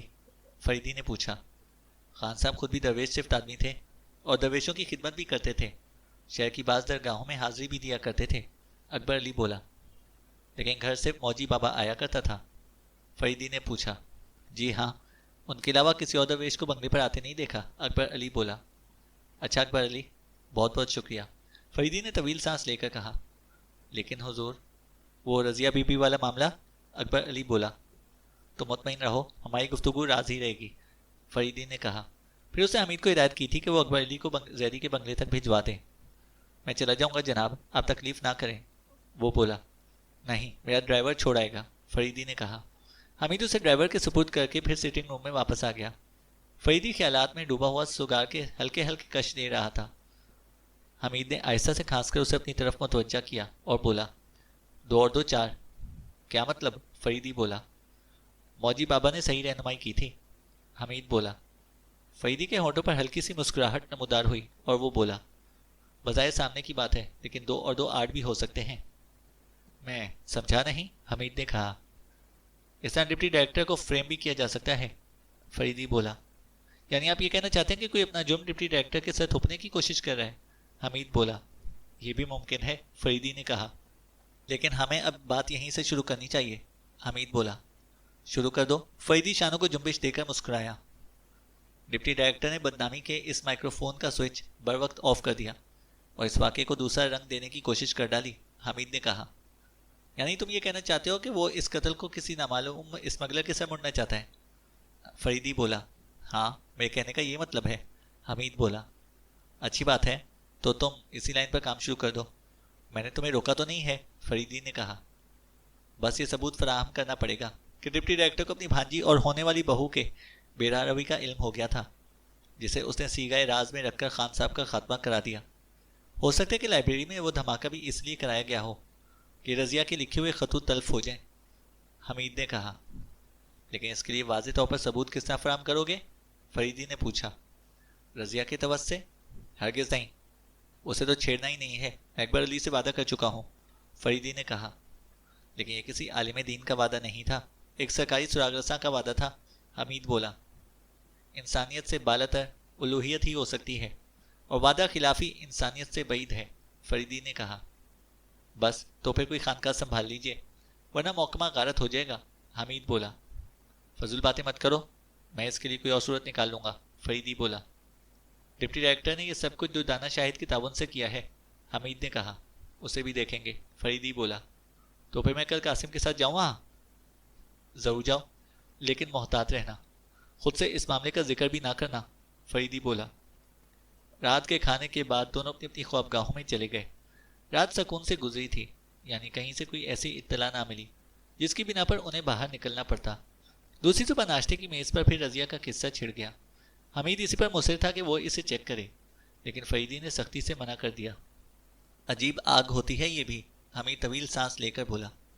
افضل خان شاید اس کا سامنا بھی نہیں کرنا چاہتا تھا، لیکن وہ خط پر خط لکھتی رہتی ہے، اس کے باوجود کہ کسی کی منگیتر بھی تھی، حمید نے کہا۔ آدمی نے بے حد ترقی کی ہے، اپنے وجود سے لے کر خلا تک کو کھنگال ڈالا ہے، لیکن اس معاملے میں بچہ ہی بنا رہنا چاہتا ہے۔ ایک احمقانہ تگدو کو عشق کا نام دے کر اس سے لذت اندوز ہوتے رہنا چاہتا ہے، حالانکہ فطرت کا مقصد صرف اتنا ہی ہے کہ وہ 2 سے 3 ہو جائے۔ خدا را اپنی یہ ارتھمیٹک اپنے پاس ہی رکھیے، ورنہ زندگی ایک بے آب و گیا ریگستان بن کر رہ جائے گی، حمید نے کہا۔ جھک مارتے ہو، فریدی بولا۔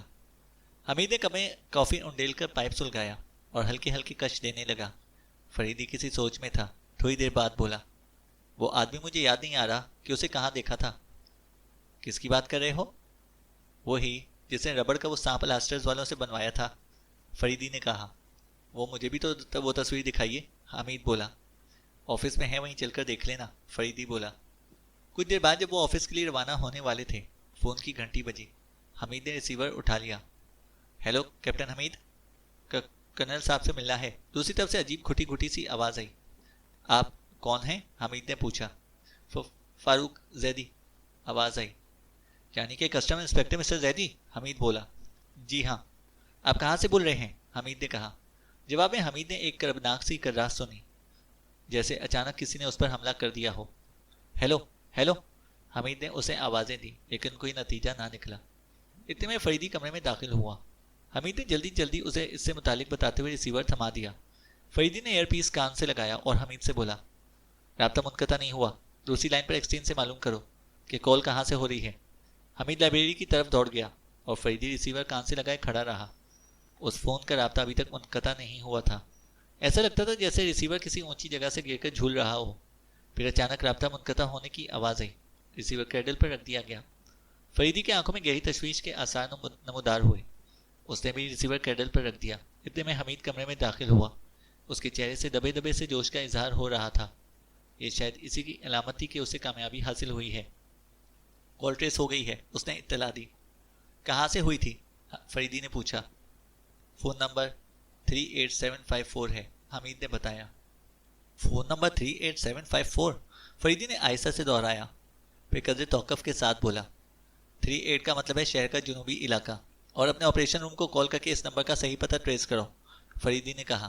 اب تو دفتر تو چل ہی رہے ہیں، حمید نے کہا۔ جلدی کرو، ابھی انہوں نے تلاش شروع کی تو شاید راستے ہی میں ہمیں علم ہو جائے گا۔ زیدی خطرے میں معلوم ہوتا ہے، فریدی بولا۔ مجھے تو زیدی فراڈ لگ رہا ہے، حمید نے کہا، اور فون پر اپنے محکمے کے آپریشن روم سے رابطہ قائم کرنے لگا۔ پھر جلدی وہ دفتر کی طرف روانہ ہو گئے۔ فریدی کے اندازے کے مطابق راستے ہی میں گاڑی کے وائرلیس ٹیلی فون کے ذریعے پتہ ٹریس ہونے کی اطلاع مل گئی۔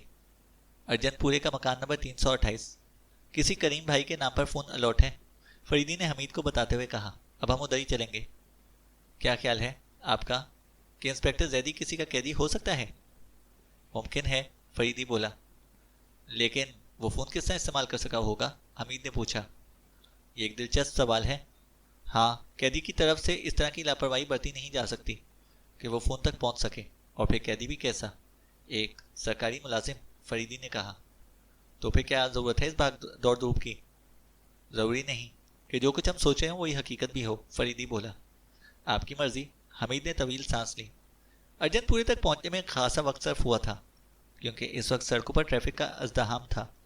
البتہ مکان نمبر 328 کو تلاش کرنے میں زیادہ دشواری پیش نہ آئی، لیکن مکان کے دروازے پر کسی کریم بھائی کی بجائے عبدالغفور کے نام کی تختی نظر آئی۔ حمید نے دروازے پر دستک دی۔ تھوڑی دیر بعد ایک معمر آدمی نے دروازہ کھولا اور حیرت سے انہیں دیکھنے لگا، پھر بولا، خیریت ہے جناب؟ تکلیف دہی کی معافی چاہتے ہیں، فریدی آگے بڑھ کر بولا۔ کیا آپ ہمیں ایک فون کال کرنے کی اجازت دے سکتے ہیں؟ Phone call? बूढ़े की आंखें मजीद हैरत से फैल गईं। जी हाँ, अशद ज़रूरत है पेश आ गई है। लेकिन जनाब, यहाँ पर फ़ोन कहाँ? बूढ़े ने कहा। क्या ये करीम भाई का घर नहीं है? फरीदी ने हैरत से पूछा। जी नहीं, यहाँ पर कोई करीम भाई नहीं रहता, बूढ़ा बोला। क्या ये मकान नंबर 328 नहीं है? जी हाँ, मकान नंबर यही है, बूढ़े ने कहा। बड़ी अजीब बात है, क्या आप किराएदार हैं यहाँ पर? फरीदी बोला। जी नहीं, मैं मालिक मकान हूँ। तो क्या फ़ोन कटवा दिया है? फरीदी ने पूछा। यहाँ कभी फ़ोन नहीं रहा, हम गरीबों को फ़ोन कौन देगा? अब्दुल गफूर ने कहा। आपने कभी फ़ोन के लिए दरख्वास्त दी थी? फरीदी ने पूछा। जी नहीं, कभी नहीं। कभी करीम भाई नाम का कोई किराएदार रहा है आपके यहाँ पर? फरीदी ने पूछा। जी नहीं, तामीर के बाद से मकान कभी किराए पर नहीं दिया गया, बूढ़ा बोला। तकलीफ दही माफ़ कीजिएगा, फरीदी ने कहा, और वो दोनों गाड़ी की तरफ रवाना हो गए। बूढ़ा दरवाजे में खड़ा अब तक हैरत से उन्हें देखे जा रहा था। फरीदी ने मुड़कर मकान की तरफ देखा और उसने जल्दी से दरवाज़ा बंद कर दिया। इधर फ़ोन की लाइन ही नहीं है, हमीद ने चारों तरफ नज़र दौड़ाते हुए कहा। चलो बैठो, फरीदी ने खुश्क लहजे में कहा। गाड़ी आगे बढ़ गई। हमीद पाइप में तंबाकू भरने लगा। उसके होंठों पर तंजिया मुस्कुराहट थी। ऐसा मुमकिन है, फरीदी ने कुछ देर बाद कहा। क्या मुमकिन है? हमीद ने पाइप को सुलगाने की कोशिश करते हुए पूछा। किसी ने करीम भाई के नाम से इस मकान के पते पर टेलीफोन कनेक्शन हासिल करने के लिए दरख्वास्त दायर की, लेकिन बाद में हमने को रिश्वत देकर फ़ोन कहीं और लगवा लिया। डायरेक्टरी में उसी मकान का नाम छप कर रह गया जिसके लिए दरख्वास्त दी गई थी। तो इसका ये मतलब हुआ कि हम इस जगह तक नहीं पहुंच सकेंगे जहां से कॉल हुई थी, हमीद ने कहा। बजाय तो ऐसे ही लगता है, फरीदी बोला। कमाल है, हम बात बात पर छेड़े जाते हैं, दौड़ धूप करते हैं और फिर बस होकर रह जाते हैं, हमीद बोला। बड़ी शानदार तकनीक इख्तियार की है मुजिम ने, फरीदी बोला। ये आप कह रहे हैं? हमीद बोला। हाँ, मैं कह रहा हूँ। बेहद ज़हीन और चालाक है, हमें थका रहा है, फरीदी बोला। मैं समझा नहीं। इसलिए थका रहा है कि जो कुछ वो हमें बावर कराना चाहता है, हम आखिरकार अपने थके हुए दिमागों के साथ उसी नतीजे पर पहुंचने पर मजबूर हो जाएं, फरीदी ने कहा। आपका ये जुमला मेरी समझ में बिल्कुल नहीं आया, हमीद बोला। शुरू ही से मेरा ख्याल रहा है कि मुल्जिम अपना जुर्म किसी और के साथ थोपने की कोशिश कर रहा है और ये आसान काम नहीं, लिहाजा उसके लिए नफ्सियाती तरीका ही इख्तियार किया जा सकता है। हम इतने थक जाएं कि बिल आखिर वही रास्ता इख्तियार कर लें जिस पर हमें वो डालना चाहता है। जैदी को उसने ही फ़ोन करने का मौका दिया होगा और फिर बात पूरी ना होने दी। इसके बाद हम यही तो करते कि इस फ़ोन का पता लगाने दौड़ जाते। सो हमने यही किया, लेकिन अंजाम तुम्हारे सामने है, फरीदी बोला। मैं समझ गया, वाकई यही बात मालूम होती है। हर मामले में अभी तक हमारी दौड़ धूप लाहासिल ही साबित हुई है, हमीद बोला। तो फिर क्या ख्याल है? फरीदी मुस्कुराकर बोला। हम इस तरह दौड़ पड़ना तर्क कर देंगे, हमीद ने कहा। इससे क्या होगा? उसे मायूसी होगी, हमीद बोला, और वो पहले से भी ज़्यादा होशियार हो जाएगा, फरीदी ने तंजिया लहजे में कहा। फिर आप क्या करेंगे? हमीद ने पूछा।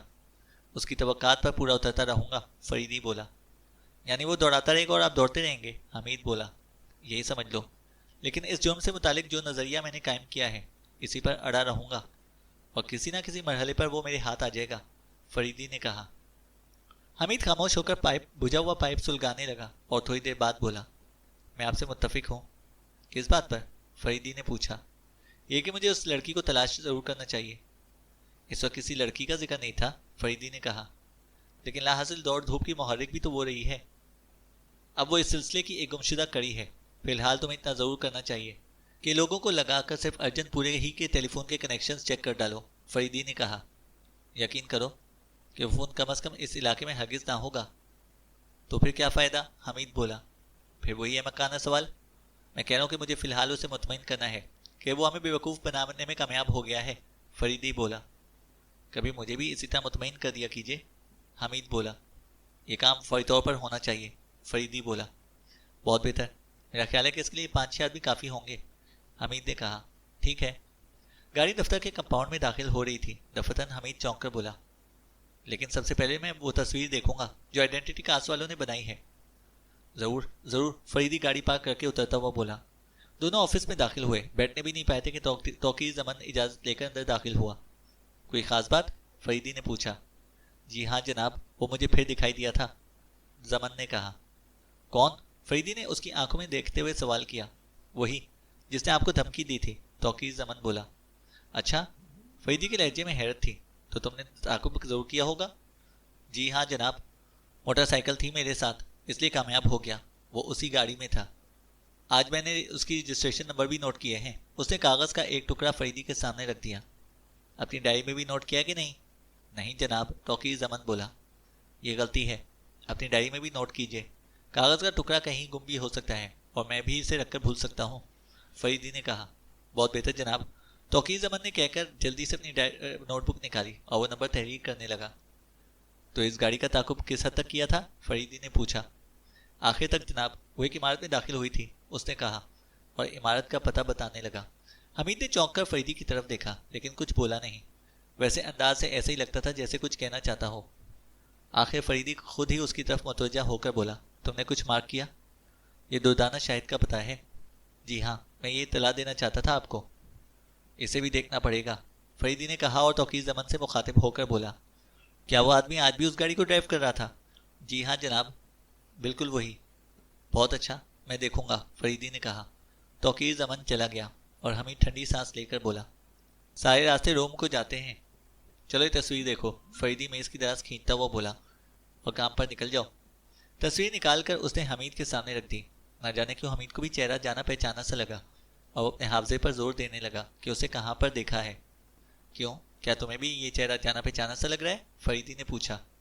بالکل، لیکن یاد نہیں آ رہا کہ کہاں پر دیکھا تھا۔ کمال ہے، تم بھی یہی محسوس کر رہے ہو۔ خیر اب دھیان رکھنا، شاید پھر کہیں نظر آ جائے، فریدی نے کہا۔ لیکن حمید کو ایسا محسوس ہوا جیسے جملہ خواہ مخواہ کہا گیا ہو۔ اچھا، تو کیا اب واقعی ارجن پورے کے گھروں میں ٹیلی فون کنیکشن کی چھان بین کرنی ہے؟ حمید نے پوچھا۔ فوراً کچھ لوگوں کو ہدایت دے کر ادھر روانہ کر دو، فریدی بولا۔ کیا میرا جانا بھی ضروری ہے؟ ایک آدھ جگہ تم بھی پوچھ کر اپنی راہ لے لینا، فریدی بولا۔ اور اس دوران میں زیدی کا خواہ کچھ بھی حشر ہو، حمید بولا۔ اس کے علاوہ اور کیا ہو سکتا ہے حمید صاحب؟ فریدی نے کہا۔ شاید کچھ بھی نہیں، حمید نے پرتفکر انداز میں سر کو منفی جنبش دی۔ تھوڑی دیر بعد فریدی کی اسکیم کو عملی جامہ پہنانے کے لیے وہ نکل کھڑا ہوا تھا۔ فریدی نے فون کا ریسیور اٹھایا اور کسی کے نمبر ڈائل کرنے لگا۔ دوسری طرف جواب ملنے پر بولا، قاسم، میں فریدی ہوں۔ السلام علیکم، قاسم کی آواز آئی۔ وعلیکم السلام، تم سے ایک کام ہے، فریدی نے کہا۔ فرمائیے جناب۔ میں بیگم دردانہ شاہد کے سانپ کو دیکھنا چاہتا ہوں۔ اور یہ باپرے، قاسم بولا۔ کیوں، کیا بات ہے؟ کچھ نہیں، پوچھنا پڑے گا، قاسم کی آواز آئی۔ پوچھ لو، تم جانتے ہی ہو کہ مجھے سانپوں سے دلچسپی ہے۔ ٹھیک ہے، اور کیا کیا بتایا تھا آپ کو؟ قاسم نے کہا۔ کس نے کیا کیا بتایا تھا؟ جناب حمید شریف صاحب نے، قاسم نے انتہائی جلے کٹے لہجے میں کہا۔ ارے نہیں بھائی، کچھ بھی نہیں، اس نے تو مجھے چڑھانے کے لیے کہا تھا کہ آپ سانپ پال کر خود کو اتنی اہمیت کیوں دیتے ہیں، یہاں تو عورتیں بھی سانپ پالنے لگتی ہیں۔ اس سلسلے میں اس نے بیگم دردانہ شاہد کا نام لیا اور بتایا کہ تم انہیں جانتے ہو، فریدی بولا۔ اچھا، جی ہاں، میں انہیں جانتا ہوں، ان کا بھی بزنس ہے نا یہاں پر۔ اچھی بات ہے، میں انہیں جانتا ہوں، میں معلوم کرتا ہوں، قاسم بولا، اور مجھے 1 گھنٹے کے اندر اندر مطلع بھی کر دینا، میں آفس میں ہی ہوں، فون نمبر لکھ لو، فریدی بولا۔ مجھ کو معلوم ہے، قاسم بولا۔ اچھا، شکریہ، کہہ کر فریدی نے ریسیور کیڈل پر رکھ دیا، لیکن فوراً ہی گھنٹی بجی اور اس نے ریسیور اٹھا لیا۔ بلیک 6 سر، دوسری طرف سے آواز آئی۔ وہ دیوانہ آدمی ایک موٹر بوٹ پر بیٹھ کر کہیں گیا ہے۔ تمہارا کوئی آدمی اس کا تعاقب تو نہیں کر رہا؟ نہیں جناب، ہم صرف نگرانی کر رہے ہیں، آواز آئی۔ تعاقب کے لیے ان میں سے تمہیں خود منتخب کرنا ہے جو اس سے ملنے کے لیے آتے ہیں، فریدی بولا۔ جی ہاں، ہمیں ہدایت یاد ہے، اب تک 8 افراد کا تعاقب کیا جا چکا ہے، ان میں سے کوئی بھی خاص طور پر قابل توجہ ثابت نہیں ہو سکا، بلیک 6 کی آواز آئی۔ ایک بار پھر سن لو کہ تمہیں کسی حال میں بھی اس دیوانے کا تعاقب نہیں کرنا ہے۔ بہت بہتر جناب، آواز آئی۔ وہ خود موٹر بوٹ پر گیا تھا یا کوئی کہیں اسے ساتھ لے جانے کے لیے آیا تھا؟ فریدی نے پوچھا۔ 2 افراد تھے جناب، لیکن اسی کے قبیل کے معلوم ہوتے تھے۔ یعنی درویش؟ جی ہاں جناب۔ ٹھیک ہے، اب اس پر نظر رکھنا کہ وہ کب واپس آتا ہے، فریدی بولا۔ بہت بہتر جناب، آواز آئی۔ فریدی نے ریسیور کیڈل پر رکھ دیا اور اردلی کو بلانے کے لیے گھنٹی بجائی۔ وہ کمرے میں داخل ہوا۔ فریدی نے ایک سلپ لکھ کر اسے دیتے ہوئے کہا، سمدانی صاحب کو دے آؤ۔ اردلی چلا گیا اور فریدی سگار سلگانے لگا۔ تھوڑی دیر بعد فون کی گھنٹی بجی۔ فریدی نے ریسیور اٹھا لیا۔ آپ کی سلپ مل گئی کرنل، آپ 10 منٹ بعد تشریف لا سکتے ہیں، دوسری طرف سے آواز آئی۔ شکریہ mister Samdani. That's all right. دوسری طرف سے آواز آئی اور فریدی نے ریسیور کریڈل پر رکھ دیا. گھڑی پر نظر ڈالی. 12:05 ہوئے تھے. اتنے میں فون کی گھنٹی پھر سے بجی. اس بار قاسم تھا. ہیلو، کیا خبر ہے؟ ٹھیک ہے جناب. دوسری طرف سے قاسم کی آواز آئی. کیا ٹھیک ہے؟ فریدی نے پوچھا. آج 5 بجے شام کو میں آ جاؤں گا. ٹھیک 4:30 بجے. کہاں ہوں؟ گھر آنا. میں 3 بجے یہاں سے چلا جاؤں گا. فریدی بولا. بہت خوش ہو رہی تھی؟ قاسم نے کہا. اچھا اچھا کہہ کر فریدی نے رابطہ منقطع کر دیا. 10 منٹ بعد اپنے آفس سے نکل کر لیبارٹری کی طرف چل پڑا. کئی راہداریوں سے گزرنے کے بعد لیبارٹری کے اس حصے میں پہنچا جہاں آتش گیر مادوں کا ماہر بیٹھتا تھا. ویل مسٹر سمدانی، فریدی نے اسے مسافہ کرتے ہوئے کہا. میرا خیال ہے کہ آپ نے کچھ نہ کچھ ضرور کیا ہوگا، جس حد تک ممکن ہو سکا ہے. ویسے یہ محض اتفاق ہے کہ ملبے کے ڈھیر کے نیچے سے ایسی کچھ چیزیں مل گئیں جنہیں ایگزامن کرنے کے بعد میں اس نتیجے پر پہنچا ہوں کہ بم دیسی ساخت کا تھا. یعنی دیسی ساخت کا ٹائم بم؟ فریدی بولا. جی ہاں. آپ کو یقین ہے کہ وہ ٹائم بم ہی تھا، معمولی بم نہیں؟ جی ہاں وہ ٹائم بم ہی تھا، سمدانی نے کہا. تب تو فریدی کچھ سوچتا ہوا اپنا بایاں گال کھجانے لگا، لیکن اس نے جملہ پورا نہیں کیا تھا. تھوڑی دیر بعد بولا. بہت بہت شکریہ مسٹر سمدانی، اور اسے مسافہ کر کے لیبارٹری سے نکلا چلا آیا. اپنے آفس میں پہنچ کر اس نے فون پر پرنسٹن تھانے کے نمبر ڈائل کیے اور جواب ملنے پر انچارج سے رابطہ قائم کرانے کے لیے کہا. آپ کون ہیں؟ دوسری طرف سے غالباً ڈیسک سارجنٹ نے پوچھا. کرنل فریدی. السلام علیکم جناب. ہولڈ آن کیجیے جناب. پھر تھوڑی دیر بعد اسٹیشن انچارج کی آواز آئی. فرمائیے. جناب سراج بول رہا ہوں. بھائی سراج صاحب، ذرا یہ بتائیے گا کہ شیرازی آج کل اندر ہے یا باہر؟ فریدی نے پوچھا. شیرازی؟ اچھا وہ. جی ہاں باہر ہی ہے. کوئی 15 دن قبل 6 ماہ کی قید کاٹ کر آیا ہے. کیا وہیں رہتا ہے؟ جی ہاں وہیں. میرے لائق کوئی خدمت؟ آواز آئی. نہیں شکریہ، بس یہی معلوم کرنا تھا، فریدی نے کہا اور رابطہ منقطع کر دیا. پھر سگار سلگا کر تھوڑی دیر کچھ دیر تک سوچتا رہا. اس کے بعد اٹھا اور باہر نکلتا چلا گیا. پارکنگ لاٹ سے گاڑی نکالی. ان سڑکوں پر زیادہ ٹریفک نہیں تھا جن سے اس کی گاڑی گزر رہی تھی. بالآخر ایک تیسرے درجے کے اقامتی ہوٹل کے قریب اس نے گاڑی روک دی. یہ ہوٹل پرنسٹن تھانے کی حدود میں تھا. گاڑی سے اتر کر زینے طے کرتا ہوا تیسری منزل پر پہنچا اور ایک کمرے کے دروازے پر رک کر دستک دی. فوری طور پر اندر سے کوئی جواب نہ ملا. پھر دستک دی. اس بار اندر سے پیروں کی چاپ سنائی دی. دروازہ کھلا اور کھلا ہی رہ گیا، کیونکہ دروازہ کھلنے والا اضطراری طور پر پیچھے ہٹ گیا تھا اور اس کی آنکھیں حیرت سے پھیلی ہوئی تھیں. کیا تم مجھے اندر آنے کو بھی نہ کہو گے؟ فریدی مسکرا کر بولا. لیکن کیوں؟ اس کے لہجے میں احتجاج تھا. سوشل وزٹ، فریدی نے کہا. Social visit? ناممکن. اس کا انحصار تم پر ہے شیرازی، کہ تم اس ملاقات کو سوشل وزٹ سے آگے نہ بڑھنے دو. فریدی کہتا ہوا دروازے سے گزر گیا. دوسرا آدمی پیچھے ہٹتا چلا گیا. پھر اس نے پوچھا. کیا میں دروازہ بند کر دوں؟ ضرور ضرور، فریدی نے کہا اور کمرے میں چاروں طرف نظر دوڑانے لگا. شیرازی دروازہ بند کر کے اس کی طرف مڑا. یہ خوش شکل اور توانا آدمی تھا. عمر 40 اور 50 کے درمیان رہی ہوگی. آنکھوں میں کی بناوٹ اور صفاق اور چالاک آدمی معلوم ہوتا تھا. بیٹھنے کو تو کہو. فریدی اس کی آنکھوں میں دیکھتا ہوا مسکرایا. میں باعزت طور پر زندگی بسر کر رہا ہوں، اس نے بھرائی ہوئی آواز میں کہا. 15 دن سے؟ فریدی نے مسکرا کر پوچھا. ممکن ہے کسی نے میرے خلاف کچھ کہہ دیا ہو. خواہ مخواہ ڈرے ہو. میں تو صرف تھوڑی سی معلومات فراہم کرنا چاہتا ہوں، فریدی بولا. تشریف رکھیے، شیرازی ہکلایا. فریدی ایک اسٹول پر بیٹھ گیا، لیکن شیرازی کھڑا رہا. آخر فریدی نے بھی کہا. تم بھی بیٹھ جاؤ. آج کل میرے پاس خبریں نہیں ہوتی، شیرازی نے دوسرے اسٹول پر بیٹھتے ہوئے کہا. جنرل نالج کا سوال ہے، فریدی اس کی آنکھوں میں دیکھتا ہوا بولا. اگر مجھے معلوم ہوا تو ضرور عرض کروں گا، فرمائیے. یہاں تمہارے علاوہ اور کون کون ٹائم بم بنا سکتا ہے؟ اوہ، شیرازی ہنس پڑا. پھر بولا. ارے کرنل، اب تو سائنس کا ہر اچھا طالب علم ٹائم بم بنا سکتا ہے. مجھے علم ہے، فریدی نے خشک لہجے میں کہا. میں استادوں کی بات کر رہا ہوں، اپنے علاوہ اور کسی کو نہیں جانتا. لیکن بہت عرصہ ہوا میں نے یہ سب کچھ چھوڑ دیا ہے. پچھلے ماہ میں نے مار پیٹ کے ایک مقدمے میں ماخوذ ہو کر جیل میں گزارے ہیں. اور پچھلے 15 دنوں میں تم نے کسی کے لیے کوئی ٹائم بم نہیں بنایا. آخر مجھ پر ہی شبہ کیوں کیا آپ نے؟ شیرازی بولا. میں نے تم سے سوال کیا ہے اور ان کے جوابات بھی چاہتا ہوں، فریدی بولا. میرا جواب یہ ہے کہ اگر آپ مجھ سے کوئی ٹائم بم بنوانا چاہیں تو کیا میں آپ کو انکار کر دوں گا؟ شیرازی نے کہا. اپنے اس جملے کی وضاحت کرو، فریدی بولا. جی ہاں، میں نے ایک سرکاری آدمی کے لیے ایک ٹائم بم بنایا تھا. سرکاری آدمی کے لیے؟ فریدی نے پوچھا۔ جی ہاں، اور اس نے کہا تھا کہ وہ ایک ایسے راستے کو مسدود کرنے کے لیے جا رہا ہے جس سے گزر کر سرحد پار کے اسمگلرز آتے ہیں۔ بہت خوب، تو کیا وہ کوئی کسٹمز آفیسر تھا؟ فریدی نے پوچھا۔ جی ہاں، میں نے تصدیق کر لی تھی، وہ ایک کسٹمز آفیسر ہی ہے۔ کب کی بات ہے؟ نہیں، تم نے اسے ٹائم بم کب بنا کر دیا تھا؟ فریدی نے پوچھا۔ 5 دن پہلے کی بات ہے۔ اب اس آفیسر کا نام بھی بتا دو۔ پورا نام یاد نہیں؟ زیدی کہلاتا ہے، شیرازی بولا۔ فریدی نے طویل سانس لی۔ کیا اس کا غلط استعمال ہوا ہے؟ شیرازی نے مستربانہ انداز میں پوچھا۔ انسپکٹر زیدی، فریدی نے اس کی آنکھوں میں دیکھتے ہوئے سوال کیا۔ جی ہاں، غالباً انسپکٹر ہی بتایا تھا، شیرازی بولا۔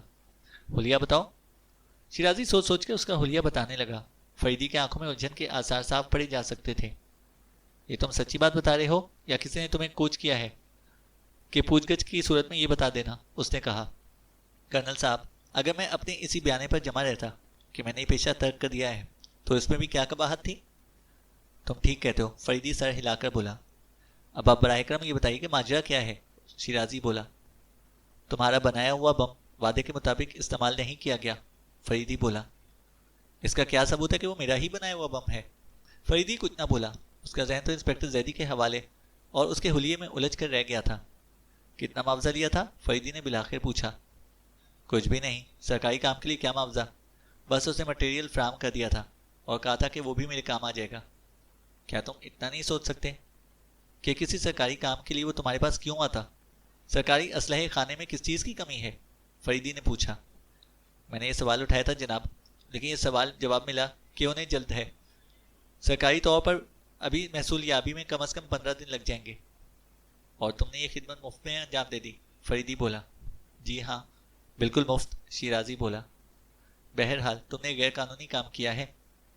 میں نے نہایت شرافت سے اعتراف کر لیا ہے، اب آپ جو بھی کہیں، شیرازی نے لاپرواہی سے کہا۔ فریدی کچھ نہ بولا، وہ اسے بغور دیکھے جا رہا تھا۔ شاید شیرازی اس کی نظروں کی تاب نہ لا کر ہی گڑبڑا گیا اور جلدی سے بولا۔ باعزت طور پر زندگی گزارنے کا متمنی ہوں۔ اس نے مجھ سے وعدہ کیا تھا کہ اس کام کے عوض مجھے ایک اچھی سی ملازمت دلا دے گا۔ تو پھر کب مل رہی ہے تمہیں وہ ملازمت؟ خدا جانے، پھر پلٹ کر وہ آیا ہی نہیں، شیرازی بولا۔ خود تم مجھ سے کہاں مل سکتے ہو؟ فریدی نے پوچھا۔ اسے کہا تھا کہ وہ خود ہی مجھ سے ملے گا، اپنا پتہ نہیں بتایا تھا۔ پھر تم نے کس طرح تصدیق کی تھی کہ وہ سچ مچ کسٹمز انسپکٹر ہی ہے؟ اس نے مجھے اپنا شناختی کارڈ دکھایا تھا، شیرازی بولا۔ تم سے ٹائم بم بنوا کر اس نے بھی قانون شکنی کی تھی۔ بہرحال تم نے اس کے کارڈ پر اس کا پتہ تو دیکھا ہی ہوگا، فریدی نے پوچھا۔ یقین کیجیے میں نے اس پر توجہ نہیں دی کیونکہ اس نے مجھے خود ہی مجھ سے ملنے کا وعدہ کیا تھا، شیرازی نے کہا۔ کیا تم ایسے ہی بھولے ہو؟ فریدی اس کی آنکھوں میں دیکھتا ہوا مسکرایا۔ میں کیسے یقین دلاؤں؟ ابھی وقت ہے۔ فریدی طویل سانس لے کر اٹھ گیا اور شیرازی کا گریبان پکڑ کر کھینچتا ہوا آہستہ سے بولا۔ شیرازی، سچی بات